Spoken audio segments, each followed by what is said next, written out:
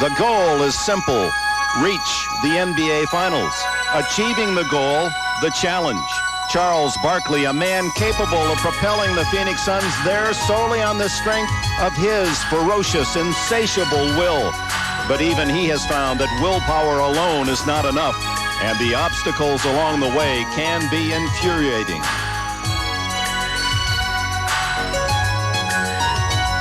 Standing ever more prominently in the way is Seattle's Shawn Kemp, who has quietly emerged as his team's determined young leader. His acrobatic abilities matched by a fiercely competitive drive, leading his teammates by example rather than with histrionics. Today, these two wholly dissimilar men share the same simple goal: win one game and earn a place with the Chicago Bulls. At stake, the 1993 NBA championship.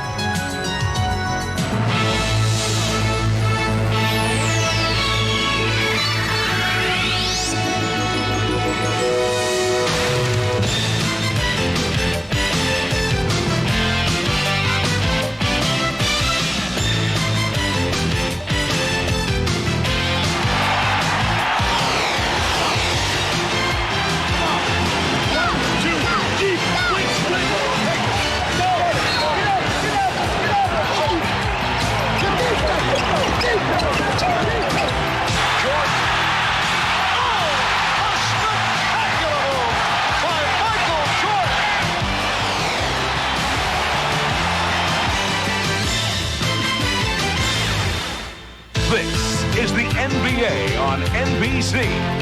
The 1993 NBA playoffs. Today, Game 7 of the Western Conference Finals between the Seattle Supersonics and the Phoenix Suns. Phoenix, Arizona, high noon. The America West Arena, the scene for Game 7 of the NBA Western Finals. The Chicago Bulls await the winner. Fans of the Suns have celebrated the best ever Phoenix season, the most wins in their 25-year history. But Phoenix still is one precious victory away from the dream of an NBA championship round. Oh, my. Hello, everyone, and welcome to the America West Arena with Steve Jones and Tom Hammond. I'm Dick Enberg. The high-stakes winner-take-all Game 7 about to begin. And when you look at a game of such great import, you search out the two stars.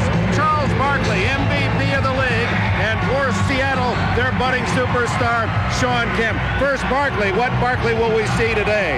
Well, we better see the Charles Barkley that got a triple-double, 43 points, along with 10 assists and 15 rebounds. Barkley is going to have to be the aggressor. He's going to have to make things happen. He's going to have to take charge as he did in Game 5. He would not be denied getting chances to go to the hoop, and that brought his teammates with him. If he can play that way this afternoon, the Suns will come out on top. No question that Barkley is the motor that runs this Phoenix machine, but the man who tried to turn off the ignition and did very well in Game 6, Shawn Kemp. Kemp not only outscored Barkley, he did a great job defensively. Well, you know, Shawn Kemp has exploded in Games 4, 5, and 6. He has become the presence that the Sonics have been looking for. And Charles Barkley said he was tired, he ran out of gas in Game 6, but it was Shawn Kemp who said, no, it was my aggressiveness, my defensive energy on the boards, diving on the floor, starting the fast break, and finishing plays that made the difference. And part of the Seattle strategy will have to be to quiet this crowd here in Phoenix. That's the plus for the Suns. The negative is they're playing with an 11-man roster today. And with more on that, let's go to Tom Hammond. You're right, Dick. There is a significant injury for the Phoenix Suns. It's reserve small forward Cedric Ceballos. He was supplying some instant offense, 8 points in 4 minutes to start the third quarter of Game 6 when he pulled up lame, aggravating a stress fracture in his left foot. He underwent surgery this morning to insert a pin in the 5th metatarsal of that left foot, and he'll be out now 4 to 6 weeks on crutches. That puts the pressure squarely on the shoulders of 11-year veteran Tom Chambers. Now, he can score points, but he's sometimes an offensive liability. When I mentioned to him more playing time today, he broke out in a wide grin, and Chambers will start this Game 7 for Phoenix. The Suns are pulling out every motivational ploy. When the players arrived at the arena today, special T-shirts were waiting for them, like the one Mark West is wearing here, detailing just what stood between Phoenix and a trip to the NBA Finals. By the way, Seattle was not impressed. A couple of Sonic players told me they didn't need any tricks to get ready for Game 7. Dick? All right, Tom. Well, Chicago sits back and watches and waits. The pressure falls on the shoulders of the two stars, Charles Barkley, Shawn Kemp. Game 7, and the starting lineups are coming up. The nerves of the pregame introductions aside, what final thoughts must be coursing through these great stars' bodies? That's the biggest game of my career. Everybody in our locker room knows that. You spend your whole life trying to get to this point as a basketball player to play against, play for a world championship, and it comes down to one game, and this means everything. It means the whole season. Well, when I was a little boy, I always dreamed of being at the top, playing against the top players, and having an opportunity to get to a championship series. I mean, it'd have to rank up there as being the best that ever happened to me. I mean, I'm excited about it. The joy of the opportunity, the pressure, the intensity felt through Marley and his 33-year-old counterpart, Ricky Pierce. The officials for this big 7th game in the West: Ed T. Rush, Mike Mathis, and Dick Bavetta. There's Bavetta and Mathis III. The officiating, you know them. You've watched them all year, Steve Jones. Does it favor one side or the other? If there is an edge, and we know officials are not supposed to be that way, I would say with this crew, the Phoenix Suns will have a slight advantage. The crowd affects all officials, and we'll find out whether the Suns get just an edge enough to get to that line, get more calls. NBA was founded in 1946, 47 years ago tomorrow on June 6th. NBA's own D-Day. And here, the battle, the war for the West. Kevin Johnson, as Magic Johnson indicated, NBA Showtime, he is critical. The penetration. Chambers starting his first game of these playoffs. Into Mark West, and West, who scored only 3 points total in the last 2 games, gets the first basket. At the other end, it'll be Pierce with Perkins out high. He's been their top 3-point shooter. McKee working on Chambers. Perkins ties it at 2. Left-hander acquired from the Los Angeles Lakers at midseason has been critical to the Sonics' growing success. The critical part right there, Dick, is can they force turnovers? Can they force quick shots so that the Sonics can get in transition, because that's where they're the most effective. Barkley way off on a wide-open 12-footer. They're going to try to attack Tom Chambers right at the outset of this ball game. Chambers is a force offensively, but if you can get him down, that neutralizes his size. That will bring Dumas back off the bench. Derek McKee can be a very forceful player against both of them. So Chambers matching his 6'10 against McKee, but doesn't have the quickness, and there's almost a turnover. Can it be saved? No, Barkley! Sir Charles hustles for his first points. That play seemed to develop in slow motion, and the only one with any speed was Barkley. He ended up with a deuce. Shawn Kemp gets his first touch. He's well off. Barkley rebounds. The leader on the season, cleaning the boards, and so it has been in the playoffs ahead to Kevin Johnson. And it's out of bounds. Did it touch Kevin Johnson? Was out of bounds? No. You'll see that slow motion effort by Derek McKee. Out of nowhere, sprints Barkley, and once he's got possession of the ball, it's an easy 2 over the top. Chambers, an excellent shooter at all ranges. Kevin Johnson jumping into Payton will draw the foul.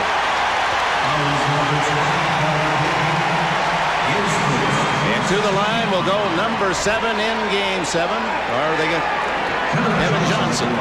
One of the keys for the Sonics is to stay close early. The Phoenix Suns are the best front-running team in the NBA, and if they can get up and get up big in the first quarter, it's going to be difficult for the Sonics to catch up. with a 3-point lead early on the series. Kevin Johnson, his numbers down a little. Remember, at the start of the playoffs, he did not play in Game 1 against the Lakers because of a knee injury and has been recovering in full health now, but wore a knee bandage throughout the Lakers series.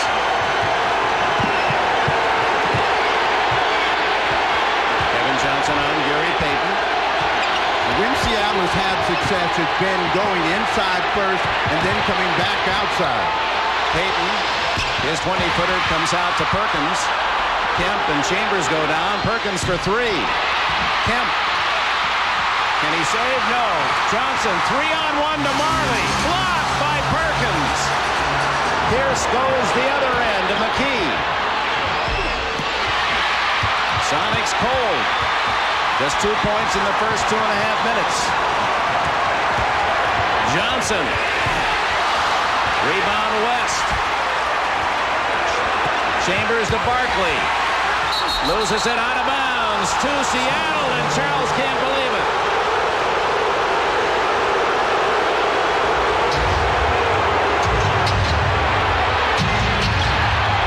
Derek McKee. And the foul goes against Seattle. McKee on the charge. Those are the kinds of calls that will give the Phoenix Suns an edge. Derek McKee obviously feeling he can go off the dribble at any time against Tom Chambers. You see an angry Charles Barkley, and what he is trying to do is keep the emotion of his team up and keep the pressure on the official. Well, coaches talk about fouls to give. He says, I got a technical to give. It takes 2. Tom Chambers from outside the arc, and Phoenix jumps out to an early 7-point lead.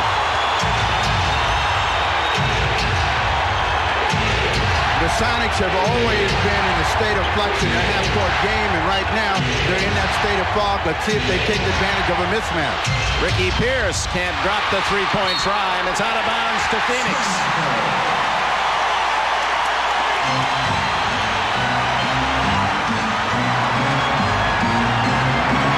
Kevin Johnson, and no whistle. Derek McKee. Couldn't hear it in the noise, and there will be a foul on Derek McKee, his second. So 2 quick fouls on the starting forward, McKee, and George Karl wants a timeout.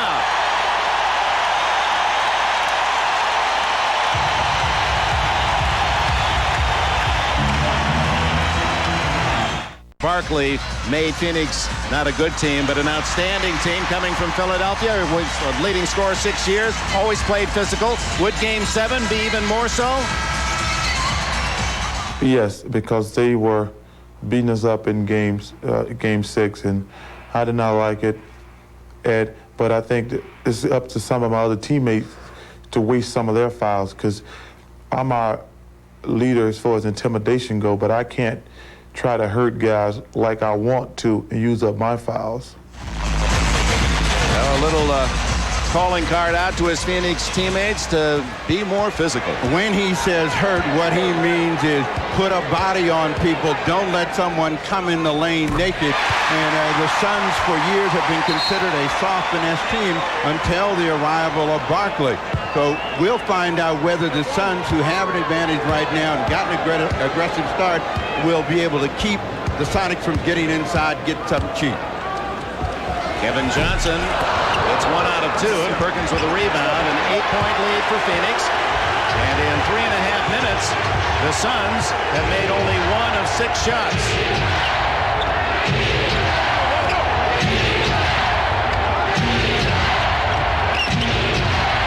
The Sonics 1 out of 6. And Derek McKee is short. Kemp gets the long rebound.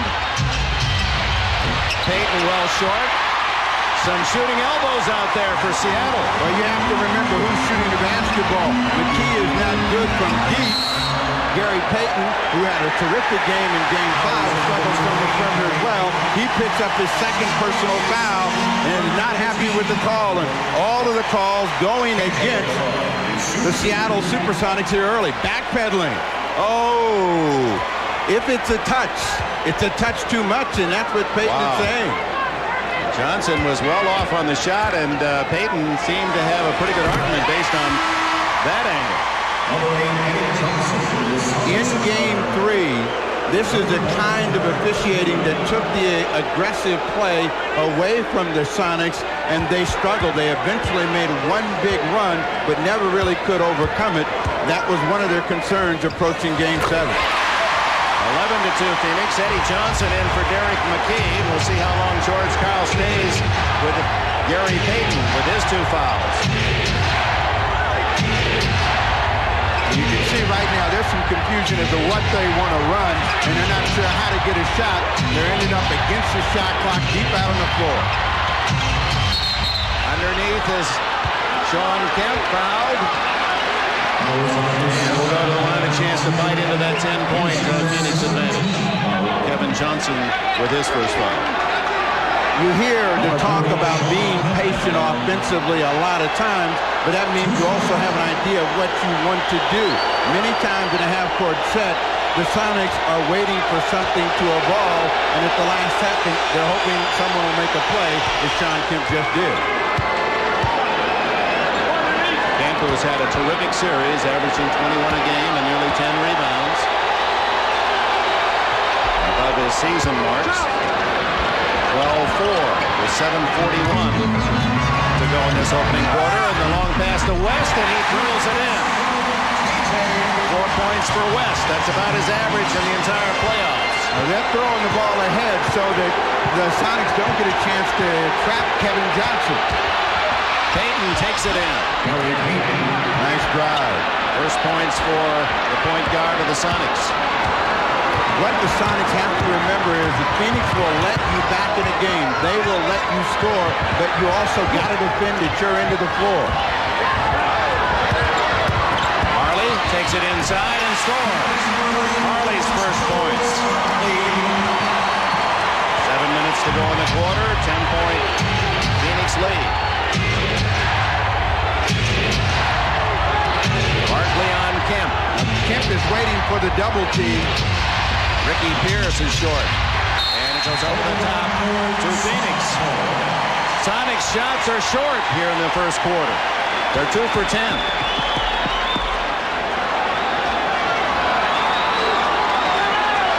Meanwhile, all the Phoenix starters have scored for Paul Westphal. That's always a good sign. Everyone gets on the board early.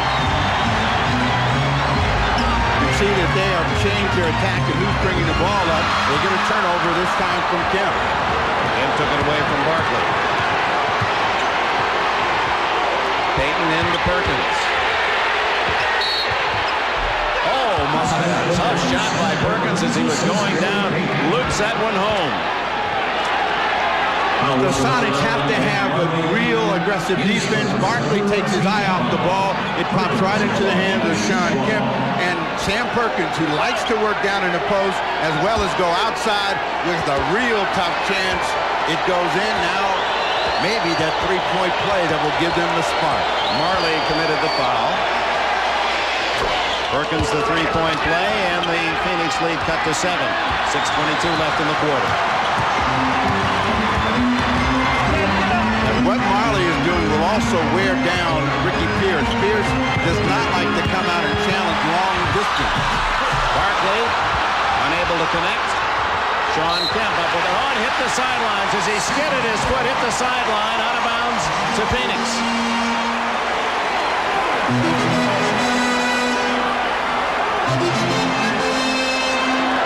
You see the slide and foot, and he never really got under control. They lose a golden chance.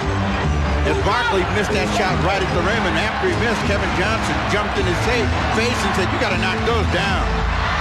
Payton putting the pressure on, and the man who leads all players in steals in the playoffs has another, Gary Payton. Eddie Johnson. That was a two-pointer, and Marley rebounds. Here come the Suns, leading by 7. 5.5 to go, opening quarter. Marley, who had a big 34-point game the last home encounter here in Phoenix, Game 5, including the NBA playoff record-setting 8 for 10 from three-point range. See players' chest breathing very deeply on both sides, but it's the Phoenix Suns who have been the aggressors that are shooting the ball better. They've got the types of shots they want. Let's see if they can establish an inside game through Sam Perkins. Perkins, a tough fadeaway, and Perkins has 7 of the Sonics points to lead the way. They switch, and they're trying to get the ball into Mark West. And he is fouled.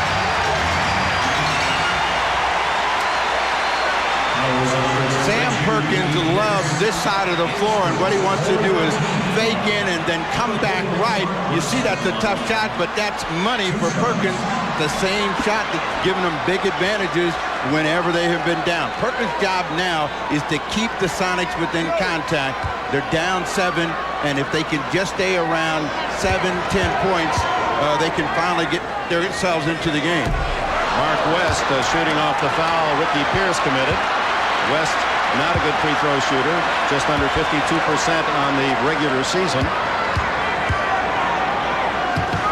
So West has 5 points. He had 2 in Game 6, and he had 1 in Game 5. So that's good news for Phoenix fans. See what happened with Eddie Johnson. He walked around like he's got the hot hand.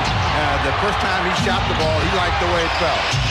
And that's exactly where they go, to the veteran Johnson from Illinois, his first points. Out of bounds, George Karl campaigning for a Seattle ball, but that's not the way it goes. Barkley helps out in the backcourt, and Payton almost with a steal. Now, Payton has been very aggressive defensively and made some good plays, forces a turnover and a mistake from Kevin Johnson. 4 turnovers now forced by the Sonics, who led the league in the regular year. Turnovers forced and in steals. Johnson on Chambers. Trying to give Kemp a chance to go one-on-one against Barkley. And he throws it in. 4 points for Sean Kemp. It's a 4-point game. Phoenix had led by as much as 10.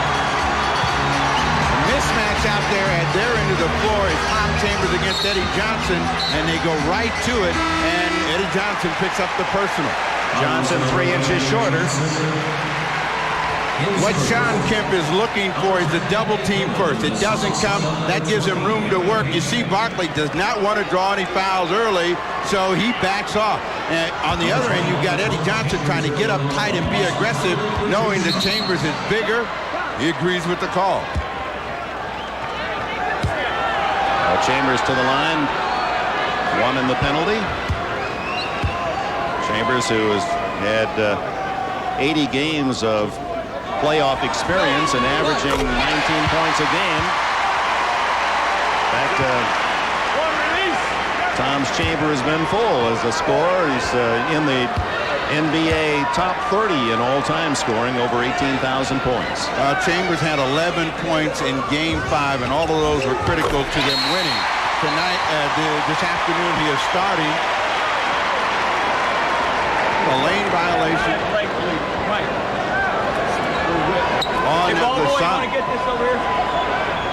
Excuse me, against the Phoenix Suns. So that'll take away that second free throw, apparently. Still some debate about that.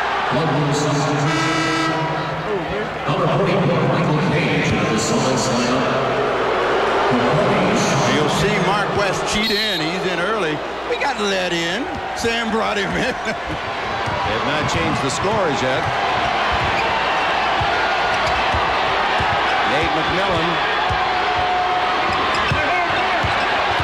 Sean Kemp on the sidelines for the first time, and Perkins rainbows in another. He has 9 points in the quarter. Sean Kemp had blood on him, and that may be what that call was. And instead of a lane violation, he had to come out of the game. Michael Cage came in. Mismatch, Pierce against Chambers. Inside to West, partially blocked by Michael Cage. Perkins has the hot hand, doesn't hit that one. Eddie Johnson on the follow. Johnson's cold shooting throughout the playoffs continues in this quarter. Barkley on the rumble and the foul. McMillan reaching in. Both teams want pace in the game, and pace favors Kevin Johnson and Charles Barkley, knowing that Barkley is coming. McMillan doesn't want him to get in where he can get a chance to get a three-point play. Will put Barkley on the line for the first time. Sean Kemp apparently had a scratch on his right shin, and there was blood. And of course, NBA rules dictate that he must immediately be sent to the bench for repairs. Barkley is in his 7th NBA playoff. Philadelphia's loss, certainly Phoenix's gain, and he seems to be a very happy man here, and he predicted a big game today from Sir Charles. Will it be the 43 level or the 13 that he scored in Game 6?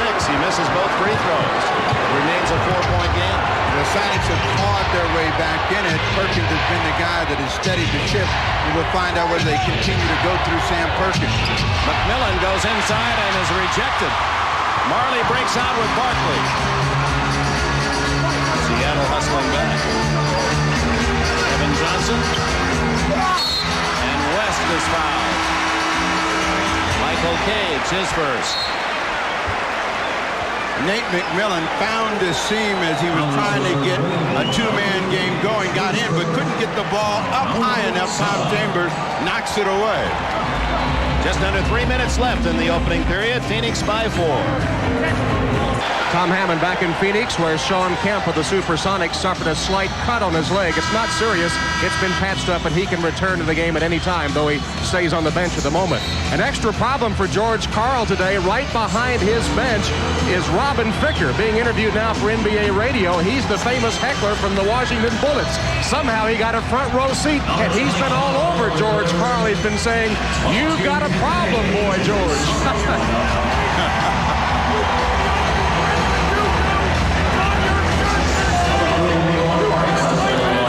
Dick Versace, the former coach of the Indiana Pacers there, the white-haired gentleman getting his ears burned, something left over. I guess he left the NBA too soon, and our heckling fan had some extra ammunition. Well, Robin Ficker, he hadn't had a good team to cheer for in years, so, you know, he's in heaven. The Bullets have really struggled, but he has worked everybody over that's coming to the Cap Center. Well, Mark West hits both free throws. He has 7 points and leads Phoenix. Oliver Miller has come in the game along with Danny Ainge, and we'll see if they attack him through Sam Perkins. Miller out on Perkins. Shot clock at 5. Perkins with 2. There's a three-pointer. Eddie Johnson is called for a push. And another Seattle foul, his second.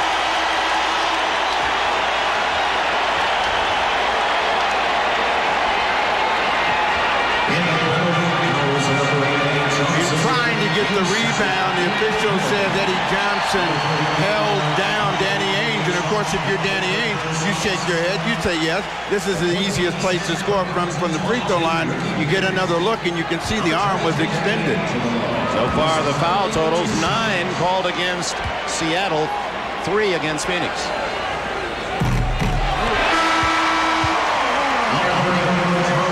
Composure is the real key for the Sonics at this stage. They got to know that they can play through these rough patches when they're not getting the calls and still come back and stay in the game. They got as close as 4. The free throw line is pushing the lead right now. Sabalas, number 23, worn by Danny Ainge. Sabalas' year is over, a fractured bone in the foot. There's a young man who scored 8 points in 4 minutes in Seattle at the start of the second half and then suffered the fractured foot.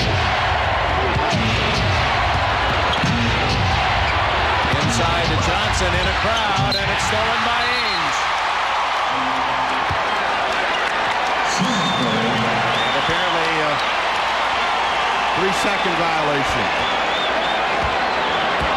So, Phoenix enjoying in all the other games, they ran someone at Kevin Johnson. So far, they've allowed Kevin to go where he wants. He wants them to clear out because he had Eddie Johnson on him in a switch. Still has Eddie on. Kevin Johnson makes it a 10-point lead. That matches the Suns' biggest margin.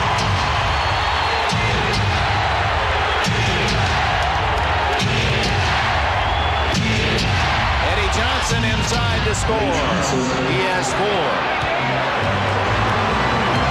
And a minute left to go in this opening quarter. 8-point Phoenix Phoenix advantage. Despite Charles Barkley scoring only 2 points. Now they've got the +7 from Mark West, and that's a huge bonus, and he's at the rim again. 9 points for West, whose high this year was 16. And McMillan fouled by West. What George Karl is trying to do is keep Kevin Johnson from penetrating. He finds the seam, the help comes, but there's Mark West for the easy two. So they've got to be able to push Kevin Johnson backwards. They haven't done it in the first period. They're down 10. Johnson called for that foul, reaching in, and that's 2 on him. Nate McMillan with his first point. McMillan, part of that supercharged defensive backcourt for the Supersonics. McMillan and Payton, perhaps the best defensive pair in the league. They are great defenders, and the only way that Nate McMillan really scores is if he gets an open opportunity or goes to the rim. He's shooting below 30% for the series. They need some offensive punch to go along with the defensive energy. Phoenix with the ball. 1 minute to go in the quarter, a 9-point lead. Ames to Johnson. Eddie Johnson rebounding for Seattle, a 3-on-2. And McMillan has it knocked away by Phoenix, out of bounds to Seattle. How do you not go to Sean Kemp on this play? You know this is thrown down. He decides to try to give it to Nate. Actually, that ball should have come back to the Phoenix Suns. You can see Sean Kemp was on the right-hand side. Kevin Johnson, you don't have a shirt on, so you can't make calls.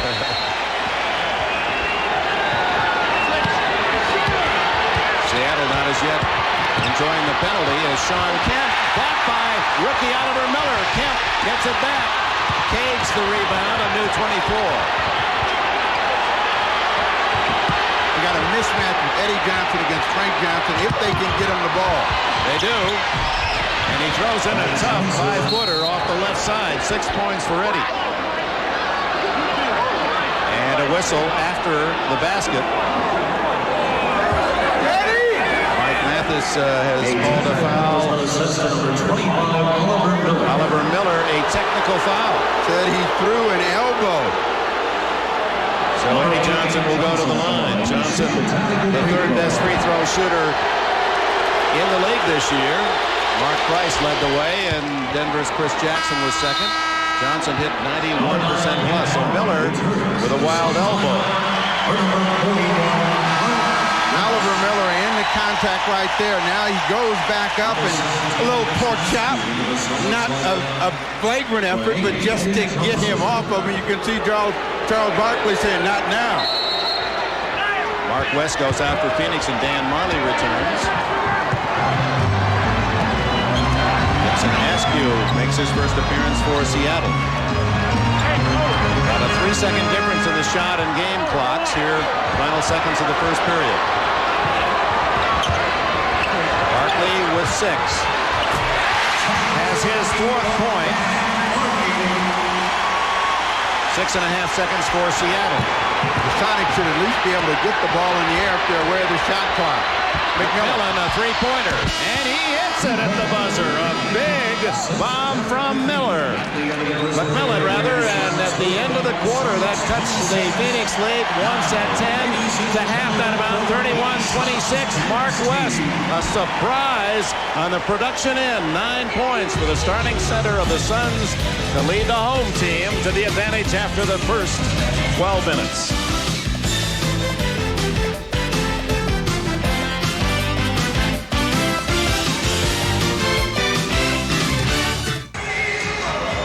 Well, the final shot by Nate McMillan brought him personal inspiration and brought the Sonics closer. Well, the fans in Seattle have been waiting for someone to plug Nate McMillan in and give him some firepower. This 3-point field goal was a huge shot for Nate. The power is on, and he liked it. Paul Westphal, the last guy to make a 3-point field goal, not Nate McMillan. 31-26, Dick Enberg with Snapper Jones and Tom Hammond, our producer David Neal, and director John Gonzalez from the America West Arena in Phoenix, deciding Game 7 in the West. The winner will try to deny the Bulls from the three-peat.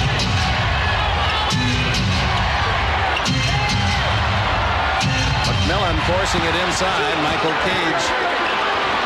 Long range for Cage. They're trying to beat that 24-second clock. Oliver Miller clears to Ainge.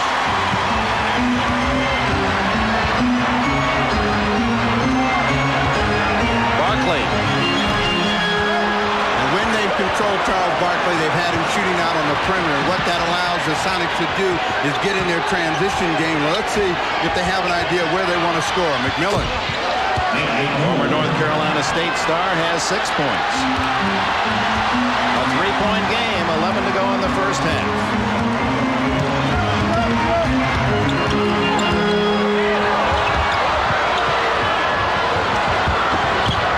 Chambers inside. Barkley follows. A half dozen for Barkley. This is a guy that's got to take advantage of Chambers when he's out on the floor, and that's Derek McKee. McKee from outside. His first basket.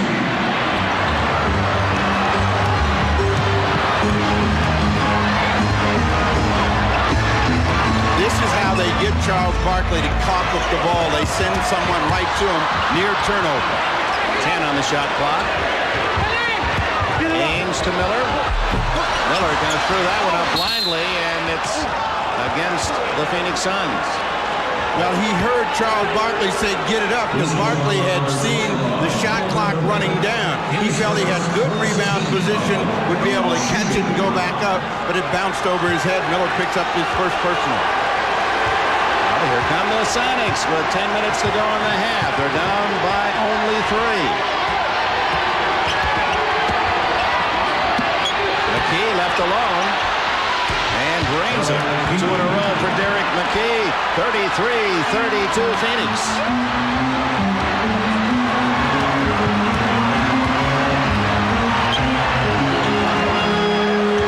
They're trying to post Barkley now. Keep is supposed to come to force him to give the ball up. He finally arrived. Chambers fires. And it'll go out of bounds to Seattle. Phoenix running into a cold stretch after leading by 10 with less than 2 minutes to go in the first quarter.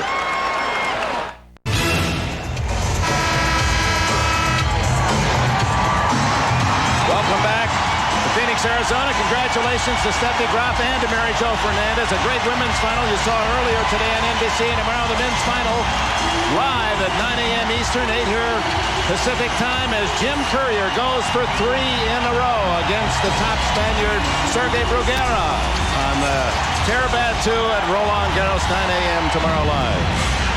Pressure produces strange reactions. Oliver Miller not happy with the shot that Tom Chambers took, and frosting at the mouth let him know.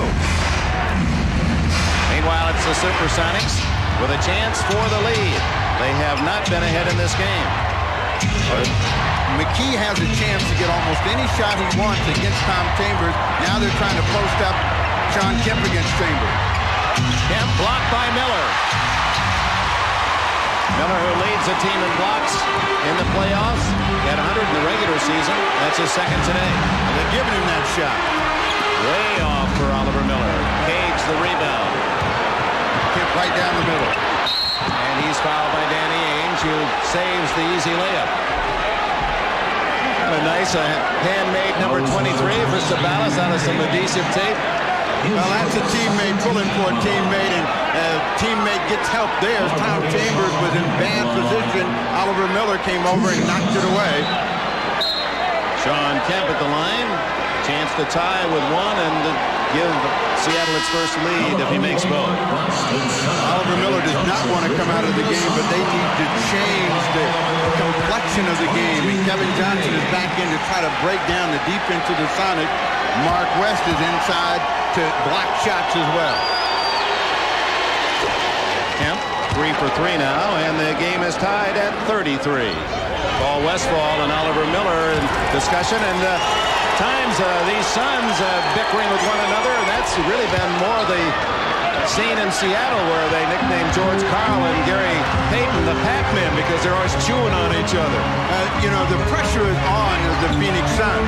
They have now lost the lead, and they have, from day one, set the championship as their goal, and they're sensing a little bit of pressure right now. That's the reason for the confusion. Barkley misses from three-point range out to Askew. McMillan. Michael Cage takes it back out. He knows his limitations. Now, in this situation, McKee has got to move the ball and himself against Mark West. If he does, he can go right by him, but he's got to have some room to operate. McMillan takes it inside and a foul. Appeared to be Mark West. His first. Mark West is really good at moving people out of the lane. He tried to take the charge, didn't get there in time. And Nate McMillan, after making back-to-back jumpers, has really become aggressive in trying to find ways to score. McMillan with 6 points. And this has been the best Seattle run, 11-2 in this rampage. His numbers only 4 points plus scoring in this series, but he has 7 today. 8:15 to go in this first half. You see the value of Derek McKee as he's the guy that slows up Dan Marley. Chambers unable to connect.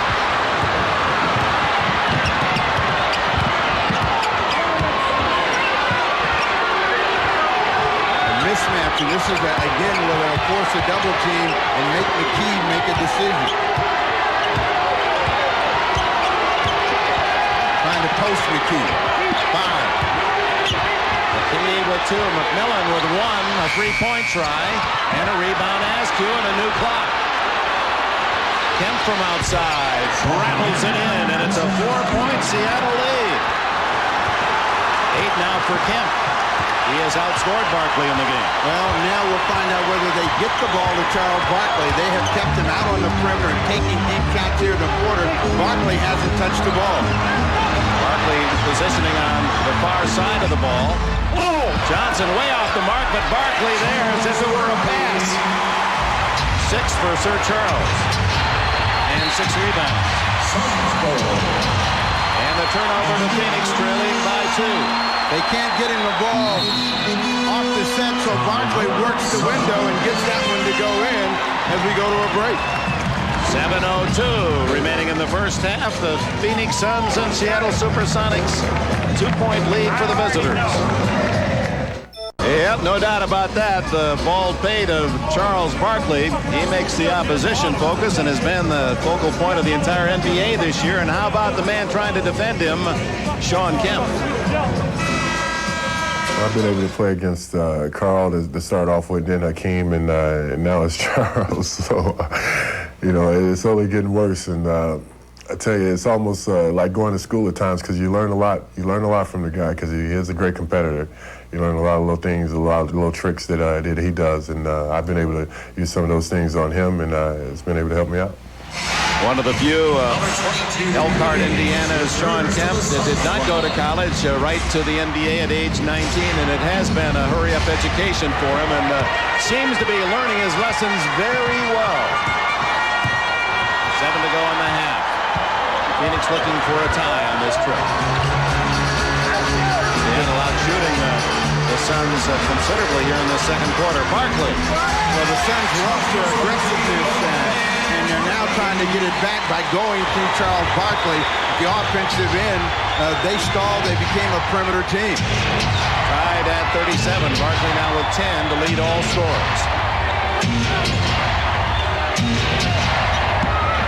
Askew to Payton. Blocked by West, and Barkley recovers.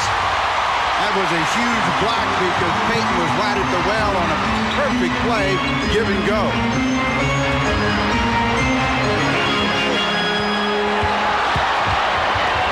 Ames for 3. The veteran Danny Ames, who has been in the NBA Finals 5 of the last 8 years. He now has 5.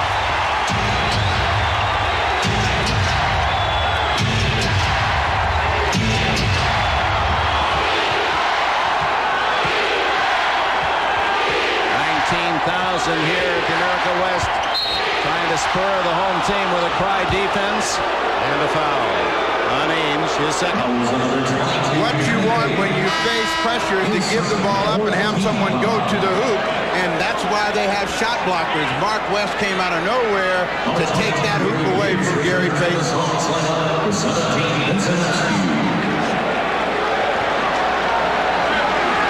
Gibson Askew out, and the Sonics' top scorer, Ricky Pierce, returns. Pierce has not scored, Snapper. He's off to a real rough start, but we know he can be very explosive. But right now they're trying to get the ball inside. They call a foul against Sean Kemp, trying to set a screen for Perkins. His first foul. Bringing the ball over, you watch Kemp move. He really didn't get a set screen. Gave him a little bit of the shoulder.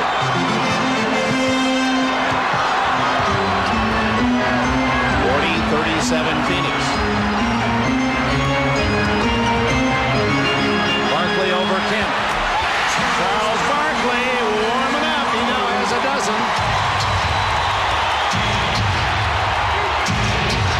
Now Barkley on the defensive end against Kemp, and Kemp shoots over a man some 6 inches shorter. I think that's one of the things that Kemp has to realize. He can get that shot against Barkley almost any time he's down on the bottom. Barkley.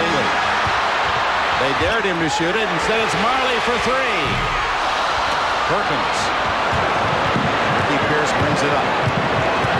Pierce likes to challenge in transition. Through a collision, and Marley picks up the loose ball. Barkley against Payton. Good job by Payton to cut him off.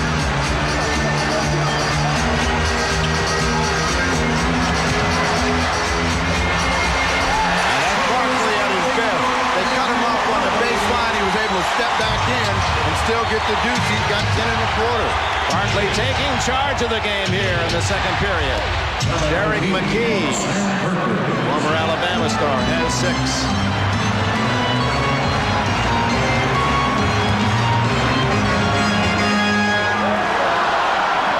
The team with the defensive pressure and the not allowing the ball to move and the bodies to move are the ones that get the advantage. And right now, the Sonics have relaxed, and they're letting the Suns do whatever they want. Ainge with another three-point shot. Ainge with a couple of trays and now has 8. Ainge in the regular season shot more three-pointers than he did two-point attempts.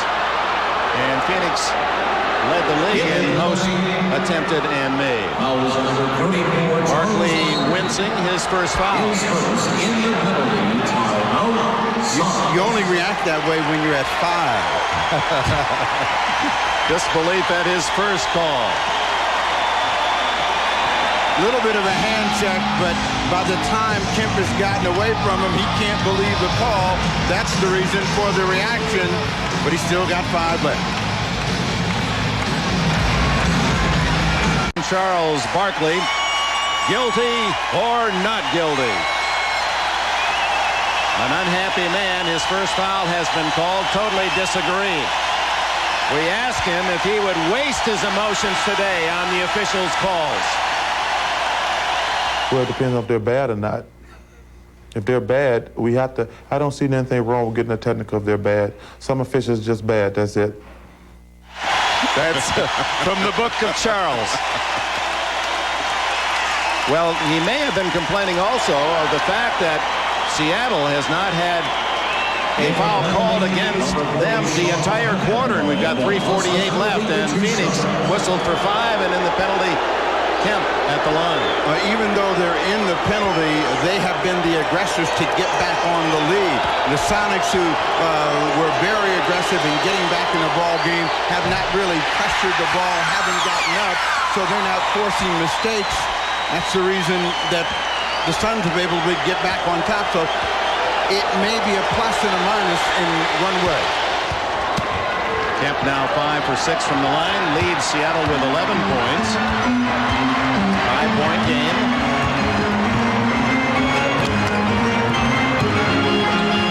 Barkley.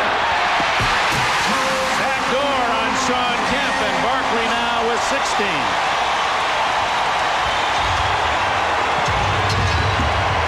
Barkley has been the force that has brought them here, and they're going to ride his shoulders to try to get an advantage.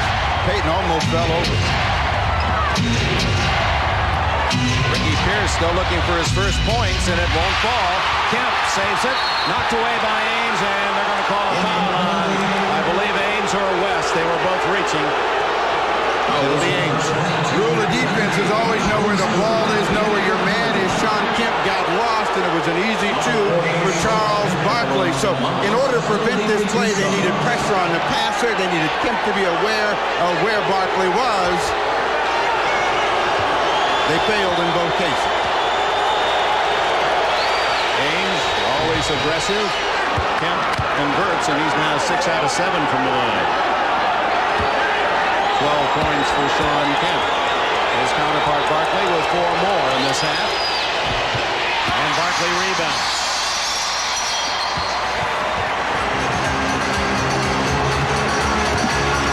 To ensure that they don't get Kevin Johnson with the trap, they're letting the off guard bring the ball up.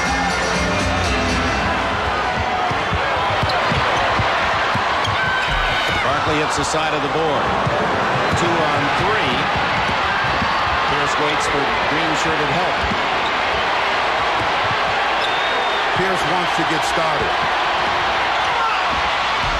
Still can't hit. And Pierce and Barkley. And it'll go against the veteran from Seattle. Maybe in frustration, he's 0 for 4. Pierce's strength is at the offensive end. He missed another good, strong drive, and in trying to make a steal, just a little chokehold.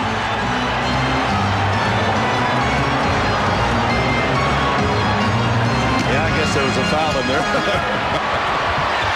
West at the other end, and a foul against Seattle. There were 3 men surrounding the center of the Suns, and it'll be Sean Kemp's second. So far, the matchup of stars, Barkley outscoring his younger opponent and out-rebounding him, but both having good halves. Barkley, and the key to the entire series for Barkley, you make him shoot outside, you've got a chance. Inside, he rarely misses. He was 11 for 11 2 games ago here in Phoenix. He's 6 for 7 today in the paint, 2 for 5 outside. Well, the playoffs are about adjustments, and it's Game 7, and the Phoenix Suns have finally figured out a way to make Kevin Johnson a more effective penetrator. That's the reason that Mark West ends up getting that hoop, because of Kevin Johnson's penetration. And a technical foul apparently has been whistled against Pierce, who was bumping with the... Oh, wait, now they're changing it. It isn't Pierce. It's Payton and Ainge who were bumping and grinding, and each will draw the technical. So 1 more for either of those two, and they say goodbye to Game 7. Meanwhile, Mark West in double figures with 11 points in this first half. That is a surprising resource for Phoenix.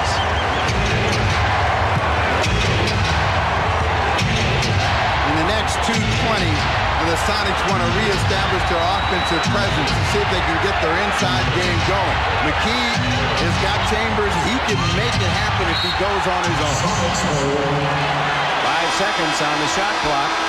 George Karl Sonics rallying from 10 down, and late in the first quarter took a 4-point lead early here in the second. Now it's Phoenix reclaiming the advantage by 8 as Kevin Johnson gets a hand as he goes out. With a second left, it was Kemp long and out of bounds to Seattle. Last touch by Mark West. A quick shot for Kemp against the clock, just catches the rim. Payton doesn't catch up to it in time. Mark West knocks it out of bounds. Blue 24 for Payton.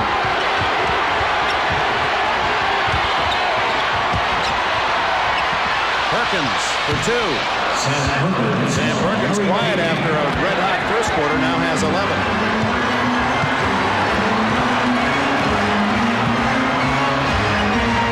Now they don't have to worry about penetration. They have to worry about the post-up and whether they'll be able to keep Barkley from getting inside shots.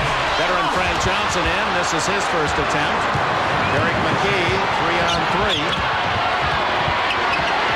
1:20 to go in the half. Sonics trail by 6. Underneath to Payton, and he's fouled by Chambers. His second.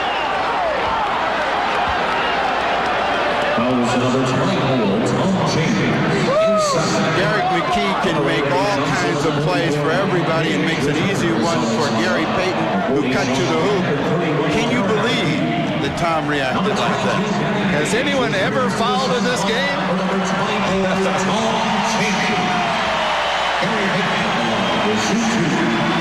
Gary Payton at the line.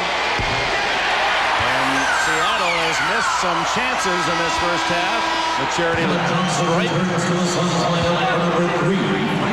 Tough man defensively and has improved his scoring in this his third season. Well, a told story of his taking over 1,000 shots every day all last summer to improve his jump shot. Bring Kevin Johnson back in. They want to get him for penetration, see if they can set up something on the outside. Oh, looked like a good block By Perkins, perhaps with a body. That was Michael Cage on the backside. So you'll see dancing down the lane, a little bit of a touch on the arm on the way up gets Kevin Johnson on the line. Cage with the foul. His second. KJ 7 points in the game. Now 8, 6 of those from the foul line. Frank Johnson in, Danny Ainge out. 1:03 to go in the half. They got a small backcourt, and along with Marley and Barkley up front, they're really short at the forward position. Mark West is supposed to knock down any penetration.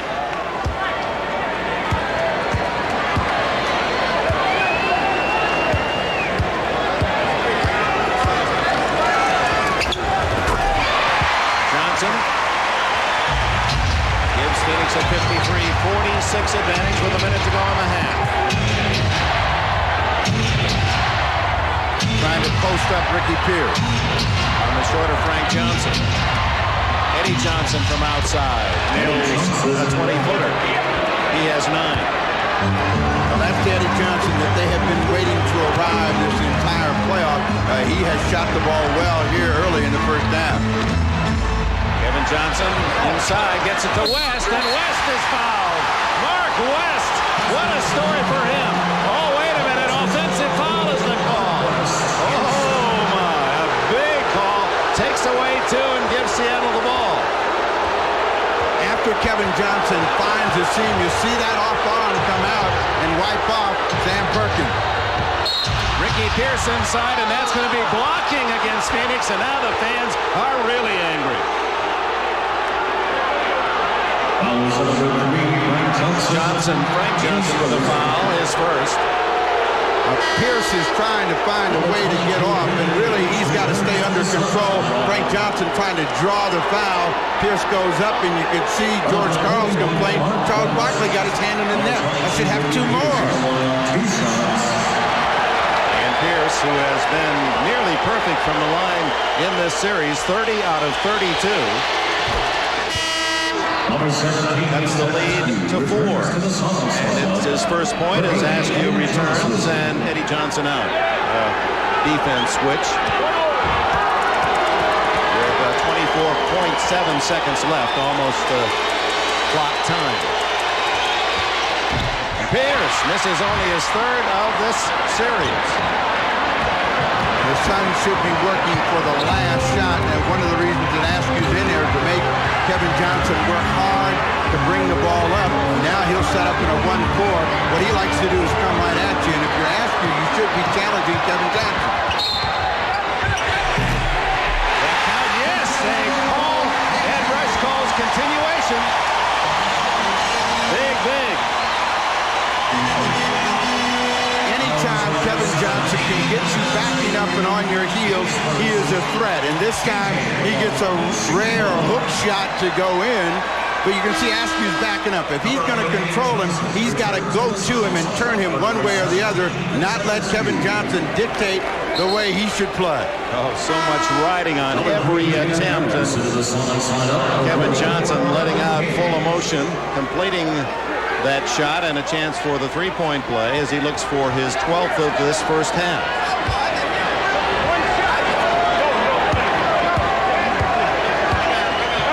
.8 seconds, so Seattle thinking about a quick move for the final shot.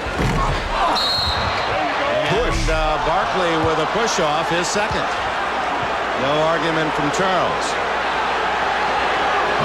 Yeah. Charles Barkley is second in the penalty. So they'll go to the other end, and that's a break for the Sonics.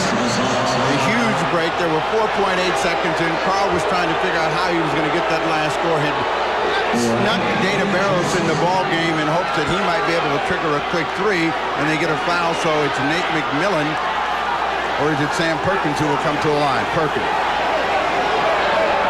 Number 14, Sam Perkins with 2 shots and a chance to carve the Phoenix lead to 4 at the break.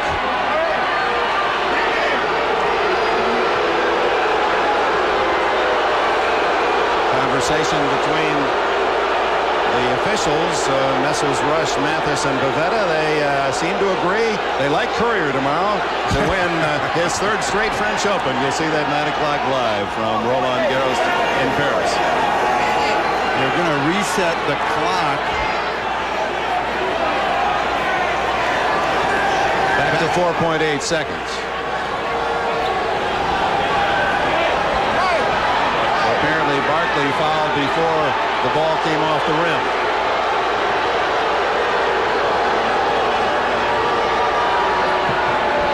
Explanation now given to Paul Westphal and Lionel Hollins. Hollins, the assistant of Westphal, a member of the Blazers 1977 NBA championship. Bill Walton.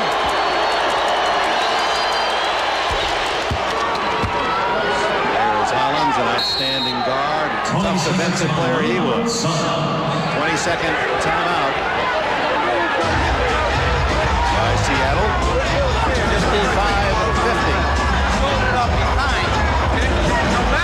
Well, for those of you who have not watched every game of this series in the Wild Wild West, here's how things developed. Game 1, the Suns won handily, and then the Sonics, in the talk of the league, stole one in Game 2. They were always right there and took full advantage to even the series, but then Phoenix returned the favor up in Seattle, winning Game 3. The Sonics commanding in their Game 4 triumph. Game 5 went with the home team, the Suns. That was the big Barkley game, 43, and Marley with 34, hit 8 3-pointers. And then the Sonics, again, really muscling 118-102. So the victories in Seattle, the last 2 were very impressive, while here Phoenix has really had to battle, and that concerned the fans of the Suns coming in here. You heard that talk quite often. As we moved around yesterday, the concern was the history of the franchise would bite this team one more time. They have not been able to win 7 games. So Kevin Johnson's quickness draws another foul with a second and a half remaining as Perkins couldn't stay with it. So just as Magic Johnson indicated, Kevin's speed and that darting moves toward the basket paying off. Well, the way they set it up was not to initially throw the ball to Kevin Johnson, but to use him out on the wing. So Oliver Miller was the guy that caught it, and then you had Kevin Johnson in a full sprint. 1.5 seconds left in the half. That's 8 of his 12 points from the foul line. George Carlton is one of those magnetic boards. See, if he had one of those things, just like Westphal had, he could come up with a magic play here in this last second and a half. Carl sees Barkley go out. Ainge in. Johnson, 9 out of 10 from the line, and Barros, final fling from midcourt, and that's the end of the first half.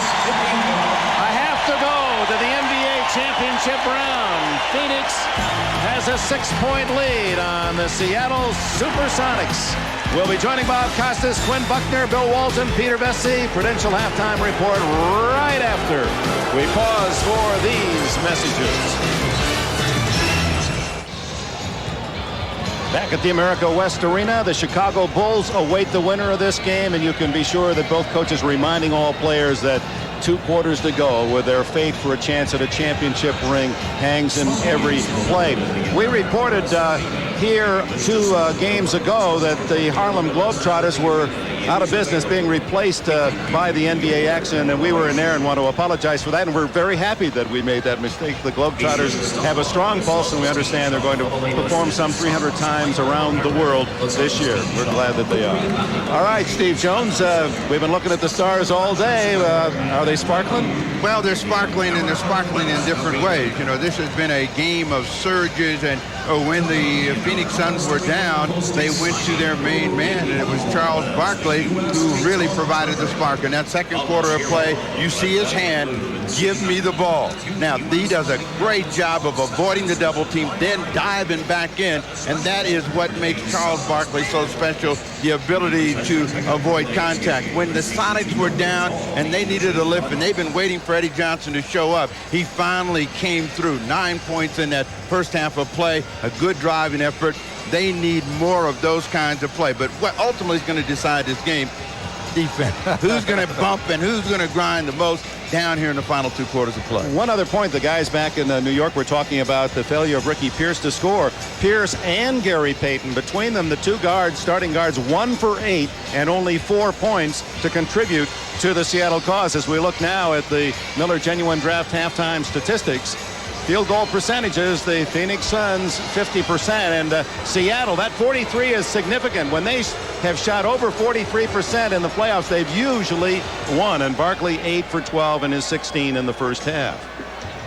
With Sean Kemp and his Sonics, one of the things that they have tried to do is dominate the glass, and they felt that that would really be important, and Kemp is into this ball game, and we'll see how he does in the second half. Let's go to Tom Hammond, who's with George Karl.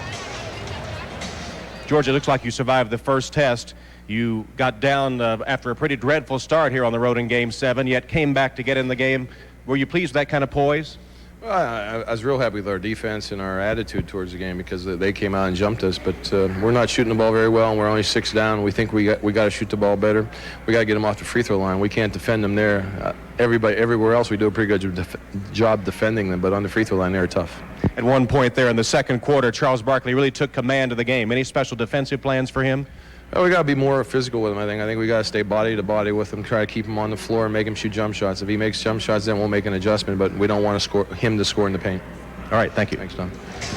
Perhaps an omen. In their 25th year, the Chicago Bulls won their first NBA championship. This is the Suns' 25th anniversary. Second half coming up. Second half, Sam Perkins, one of 2 players in this game to be in an NBA Finals, led the Sonics with 13, Kemp with 12, Barkley had 16, Kevin Johnson 13, and Mark West scored 11 points. West scored that many only 6 times in the 100 games of this season. That includes the playoffs.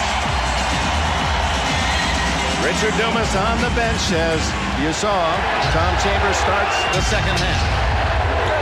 57-51, the Suns. See, if the Sonics can take advantage of their inside players and stay inside and create some easier opportunities. Perkins creating his own shot, and it's rebounded by Marley.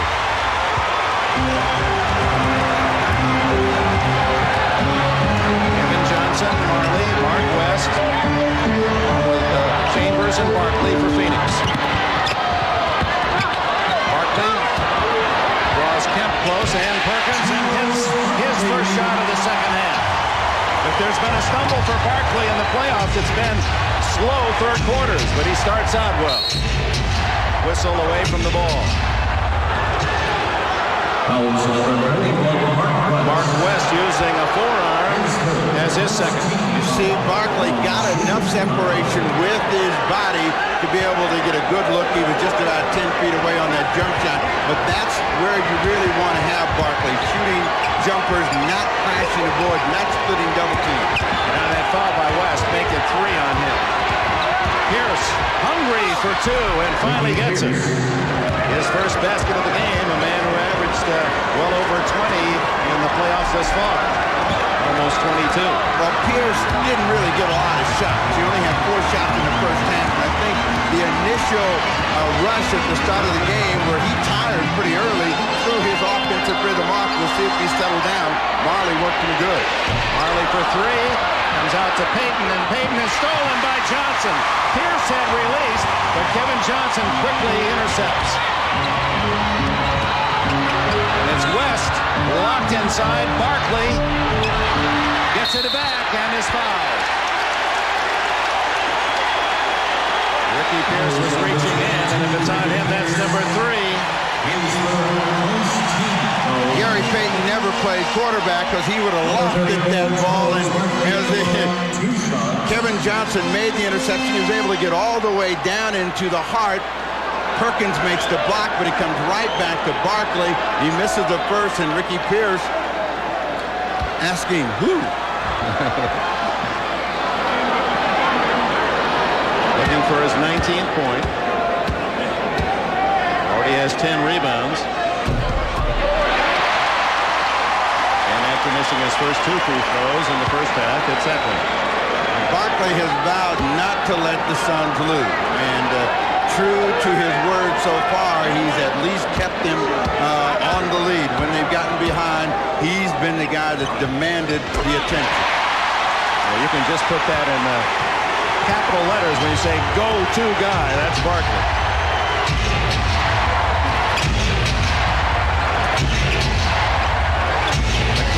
Chambers, reach in, steal by Johnson. And he tears down court. That was Mark West with the interception. Phoenix getting some extra chances with their quick hands. Barkley to Marley, and he's fouled by Kemp. Sean Kemp, number 3.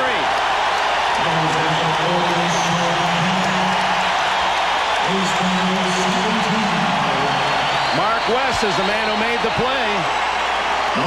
West has been a thorn in the side of the Suns, but a bigger thorn has been Barkley, and he was able to get away from the double team and find Marley. Kemp picks up his 3rd personal foul. In Game 5 here, it was Sean Kemp, who was huge in the second half. He really was a man possessed, and we'll find out whether he can get energized and keep his team close. Sonic's trying to get to a 10-point advantage. They've got it, and Marley scores his first point since the Suns have a 10-point lead, and 5.5 minutes into the first quarter was the last time Marley had scored prior to those 2 free throws. McKee has to be aggressive at the offensive end. McKee unable to hit the short shot. Kevin Johnson hurrying into the offensive end. Barkley. And a foul. And Barkley says that's 4 on Kemp. He's usually right. Penetration again is what breaks down the Sonics, and Barkley's able to get right at the rim. John Kemp with the personal. 4 fouls on his counterpart, Sean Kemp. Phoenix in charge here in the 3rd by 10.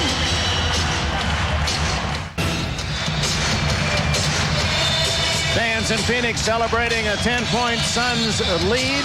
Let's go to Tom Hammond. Dick, during the timeout, Seattle coach George Karl, a very animated George Karl, was admonishing his team to play smart basketball. Time and again, he emphasized that they were making foolish mistakes. He said, smart basketball will get us back. Dick? And statistically, bearing that out, Seattle has committed 10 turnovers. Phoenix only 5 in the game as Barkley looks for his 21st point.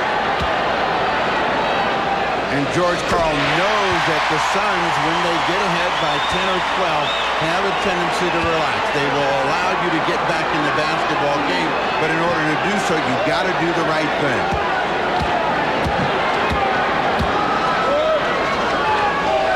That's the biggest lead of the game for the Phoenix Suns, 12.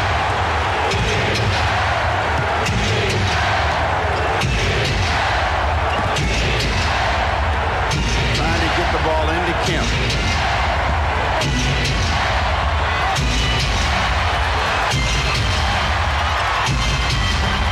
Payton continues to have his trouble scoring. Barkley with his 11th rebound. He likes to go all the way. And a great pass to Chambers, and he is fouled.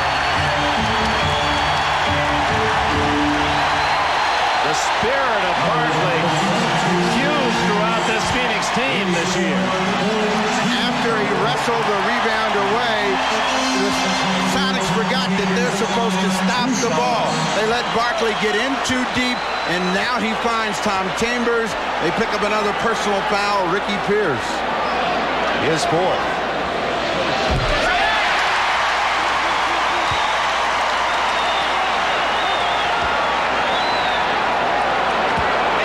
Big start for the Suns in this second half. The Sonics have to remember, they're down 13. They've got plenty of time. What they want to try to do is to get back their offensive rhythm, begin to find a way to hurt the Suns at the offensive end. Phoenix outscoring Seattle 10-2 in the second half. Pierce inside. Oh, it just won't drop for the Sonics. Chambers. 69-53, a 16-point lead. Timeout.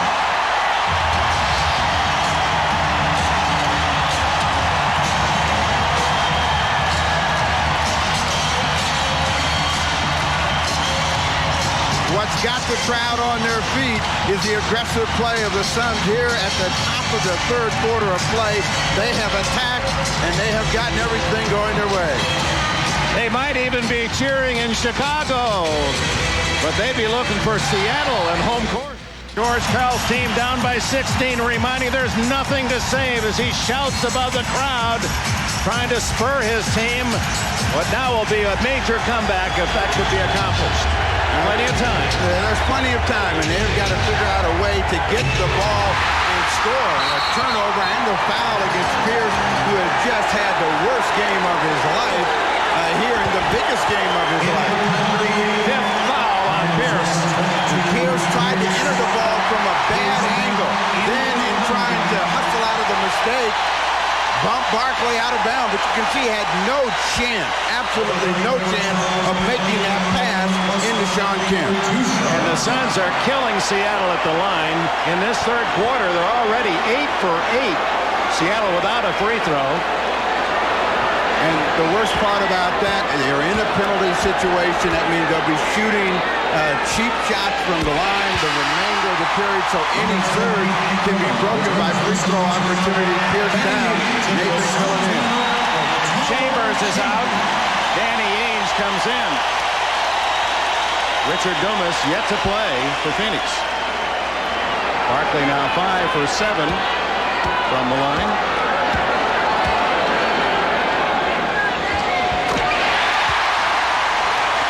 71-53, third quarter.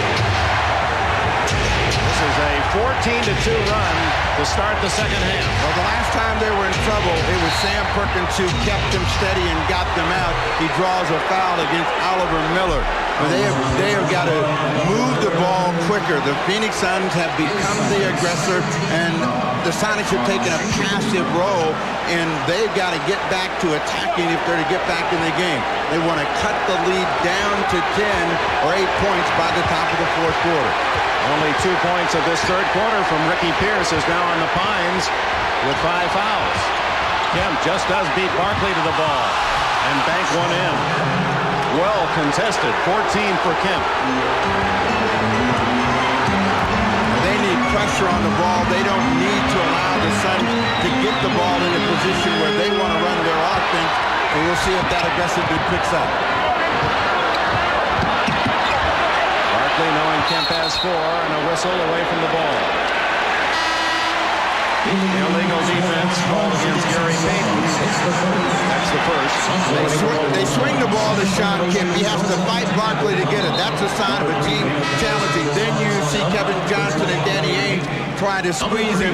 So every shot, every effort is being contested right now by the Phoenix Suns. Kevin Johnson goes out. Didn't seem too happy about being replaced by Frank Johnson. Didn't even give his partner a little pad as they crossed paths.